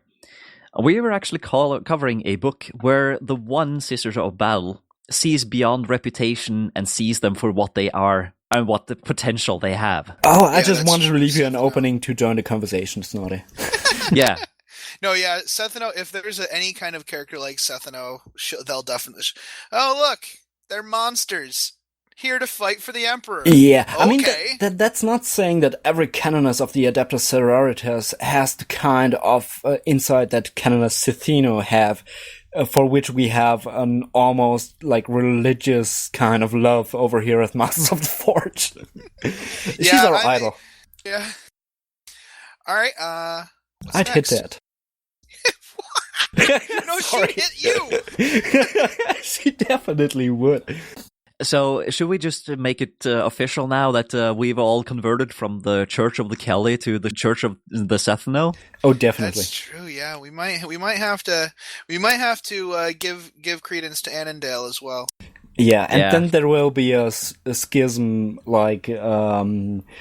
separating us into different sects over how her name is pronounced. Yeah. Right, and besides, we need to detach ourselves as much as possible from those traitorous dogs, the West Coast Podcast Alliance. Definitely. You guys.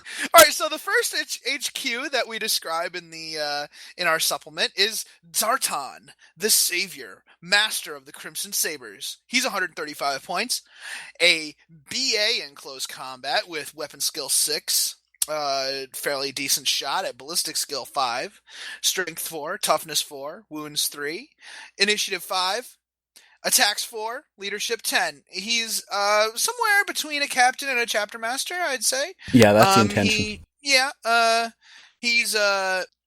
He's got artificer armor, a relic blade, bolt pistol, Iron Halo, frag grenades, and crack grenades, obviously. And his warlord trait is a set warlord trait, Angel of Death from Codex Space Marines. Do either of you guys remember what that warlord trait does? Yeah, the warlord and his unit cause fear on the battlefield. So that's basically a representation of the fact that this is a guy who stayed with the Crimson Sabres within the Eye of Terror during the period when they mutated and their armor got all screwed up and chaosy. So it is to be assumed that he did not emerge out of that unchanged, and we pretty much regard him as a very fearsome presence on the battlefield. Now, for the special rules this HQ choice got, that will be the usual, like, and they shall know no fear. Chapter Tactics, Crimson Sabres, obviously, he's an independent character, and now he has 2 special rules on him, like special rules, like rules not from the rulebook. That will be, number 1, Master and Commander, for the purpose of including a command squad. Like, the one that usually goes with the captain, Zarton the Savior counts as a captain. That sort of represents that the chapter is far off the strength of having an actual, full-on chapter master with a full-on honor guard. And he has more of the kinds of tools that a captain would have at his disposal, although, regarding his stats, he is halfway up from a captain to a chapter master. And the second one is an interesting one. That would be choose your battles. And that's what somebody rebuilding a chapter would have to do. So when Zarton is part of your main detachment, you're allowed to either force a reroll of mission type or deployment. And note that if your main detachment features both Zarton and Murdoch, the second character we're gonna get into in a moment, you are entitled to 2 rerolls you can distribute as you please. So you can basically reroll the mission twice, or the deployment type twice, or every one of them once. That's a really cool ability. I really like that ability for these characters. I thought that was really unique. I think so too. And it makes a bit more sense as soon as we have covered Murdoch the Survivor too. The next one is Murdoch the Survivor. He's the master of the scouts of the 10th Company. Former 10th Company, I guess we should say it. I'm not sure. True. It's just like the Crimson Fists. They, when they were at their lowest, they probably just went under the Crimson Fists until they actually had enough people to form different companies. Although seeing how, Codex adherent the Crimson Sabres were in the past, maybe they still operate under some kind of quasi-company structure, although they don't have 10 companies by any means. Yeah. So, well, anyways, Murdoch the Survivor is 130 points. He's weapon skill 5, ballistic skill 5, the usual strength and toughness 4, 3 wounds, initiative 5, and 3 attacks. Leadership 9 with a 3+ armor save. He is an infantry character and unique.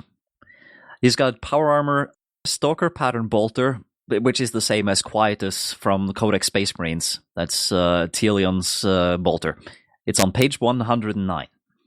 He has a bolt pistol, a close combat weapon, camo cloak, frag grenades, and crack grenades. He has the usual special rules for Space Marines, and they shall know no fear, chapter tactics. He's an IC, obviously. Now, as an ex-10th Company master, he has move through cover, infiltrate, and scout. He is this. I've always wanted to see a character, an independent character in Space Marines that does stuff like this. Besides, who is it? Telion. Yeah, and Telion is just an upgrade to a scout squad. You gotta keep that in mind. That's an independent character. The Raven Guard guy, right? Yeah, that's oh my god, brain fart. How's the name? Shadow Captain Shrike. Yeah, Shrike. But this guy has a special ability. Wait your time to strike. He has the same ability as Zarton. So when they're both together, they can force 2 rerolls, either of the same, either of the mission, the deployment, or both. So Like I said, I think this is a really cool ability. Now, if you're running a custom scenario, maybe you can work it out with your opponent, what this ability means for that mission. I'm sure if you're running a fluffy story-based scenario, you can come up with the two of you can come up together with some rules that make sense. Yeah, and I think the line of thinking behind this is that Zarton, being the quasi-chapter master, is the one who chooses the battles of the Reborn chapter that is still building up its strength very wisely, as in he avoids engagements that would just decimate their numbers without any kind of clear purpose. That's his reroll. And as Zarton chooses the battles, Murdoch is the ones who got real patient through all this, surviving all kinds of atrocities and atrocities, and being a renegade outside the Eye of Terror, surviving within the Imperium. And he's the one who makes sure that the Crimson Sabres wait their time to strike. And if you combine both of those in one army, and this is something we want to emphasize in terms of game design, you don't really need any kind of extra scenarios to field the Crimson Sabres in that Reborn incarnation, because they are basically dictating the scenario and deployment if the dice fall right, and have the rerolls to make sure that you can tailor your army in one particular way and then make sure that you get the right mission to play that. And I think that this is just what that kind of chapter of very little strength but where very high secrecy would operate. Yeah, I love it. I really, what might work? What might be a good adjustment if Zarton just specifically says mission and Murdoch is deployment. Murdoch helps them outmaneuver, and Zarton chooses the mission. Yeah, but I think it's fair enough to say that if you have both, you have the flexibility to reroll one of them twice too. Right? Yeah, that is pretty cool. Yeah, I think it's just that's sort of the reason why we didn't include the extra scenarios, because they would come across any kind of engagement that any other Astartes chapter would, but they would have the experience and the patience and the guidelines to just wait out until a better opportunity for an engagement presents itself. And so you basically dictate the mission and the deployment if everything goes right. Right. So I'm wondering if the player is using their Crimson Sabres models for a tournament or a scenario where the opponent really doesn't like house rules. Do you think you'd suggest Ultramarines chapter tactics, seeing as how they're so adherent to Codex Astartes and trying to put themselves up there again as a legitimate chapter? That's actually what I would. Snorri, what would you say?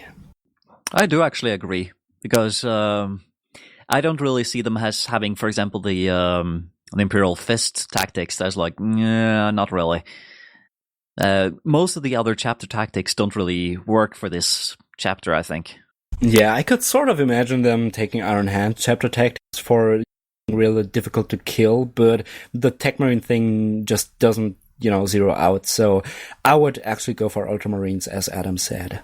Yeah, I would say that Iron Hands is not really the right one, because they're not harder to kill than anyone else. They are just more careful about how they fight. Yeah, and a bit impaired in terms of fighting too. Okay, yeah, all right, fair enough. So, I think this kind of brings up a little smaller subtopic of when Space Marines first came out, and I was trying to develop the house rules for my Star Eagles. I had a few people give me a little not vociferous negativity towards choosing Ultramarines chapter tactics, even though they were descendants of the Raven Guard. But some people did kind of take umbrage at that. I really think that when you choose chapter tactics for your fluff chapter, for your own chapter, that you should pick the one that best represents their tactical doctrine and not confine yourself to their successor chapter. Agreed. Yeah, I think it's, in a way, a part of the whole, you have a great background idea and then use the rules to serve your idea and not the other way around mindset we try to promote over here. Yeah, exactly. And it's based on the tactics that they're taught by their 10th company masters or just the chapter or the company masters of the higher numbered companies. Exactly. In some... not by some doctrine laid down by somebody ages ago. Yeah, in some chapters there's definitely a very big rift in terms of tactics between companies even.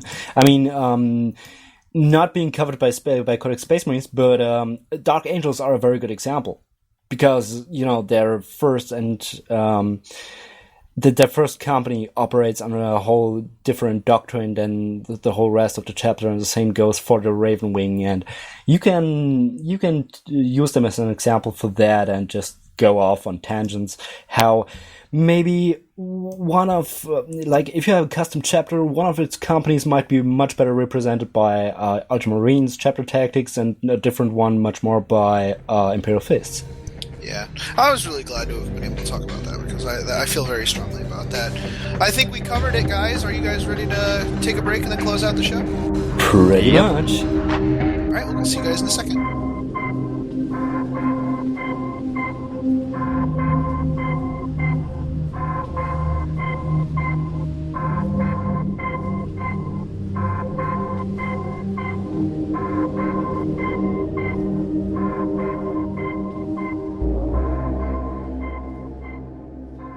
So that was pretty much it.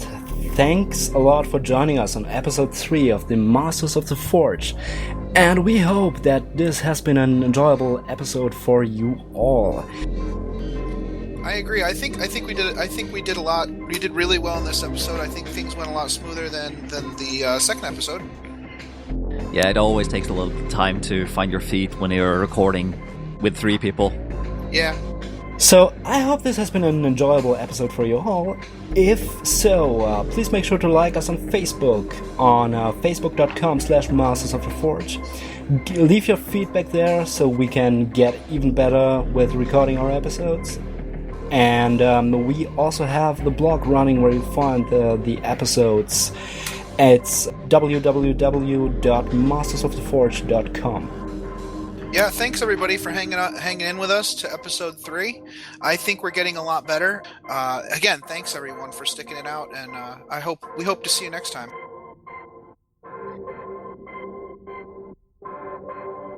This podcast is protected by the Creative Commons Attribution, No Derivatives, Non-Commercial International License. More information about this license and contact information if you have any requests can be found at our blog, mastersoftheforge.com.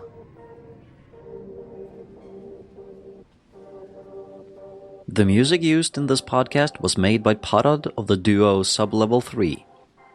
The track is used with his permission.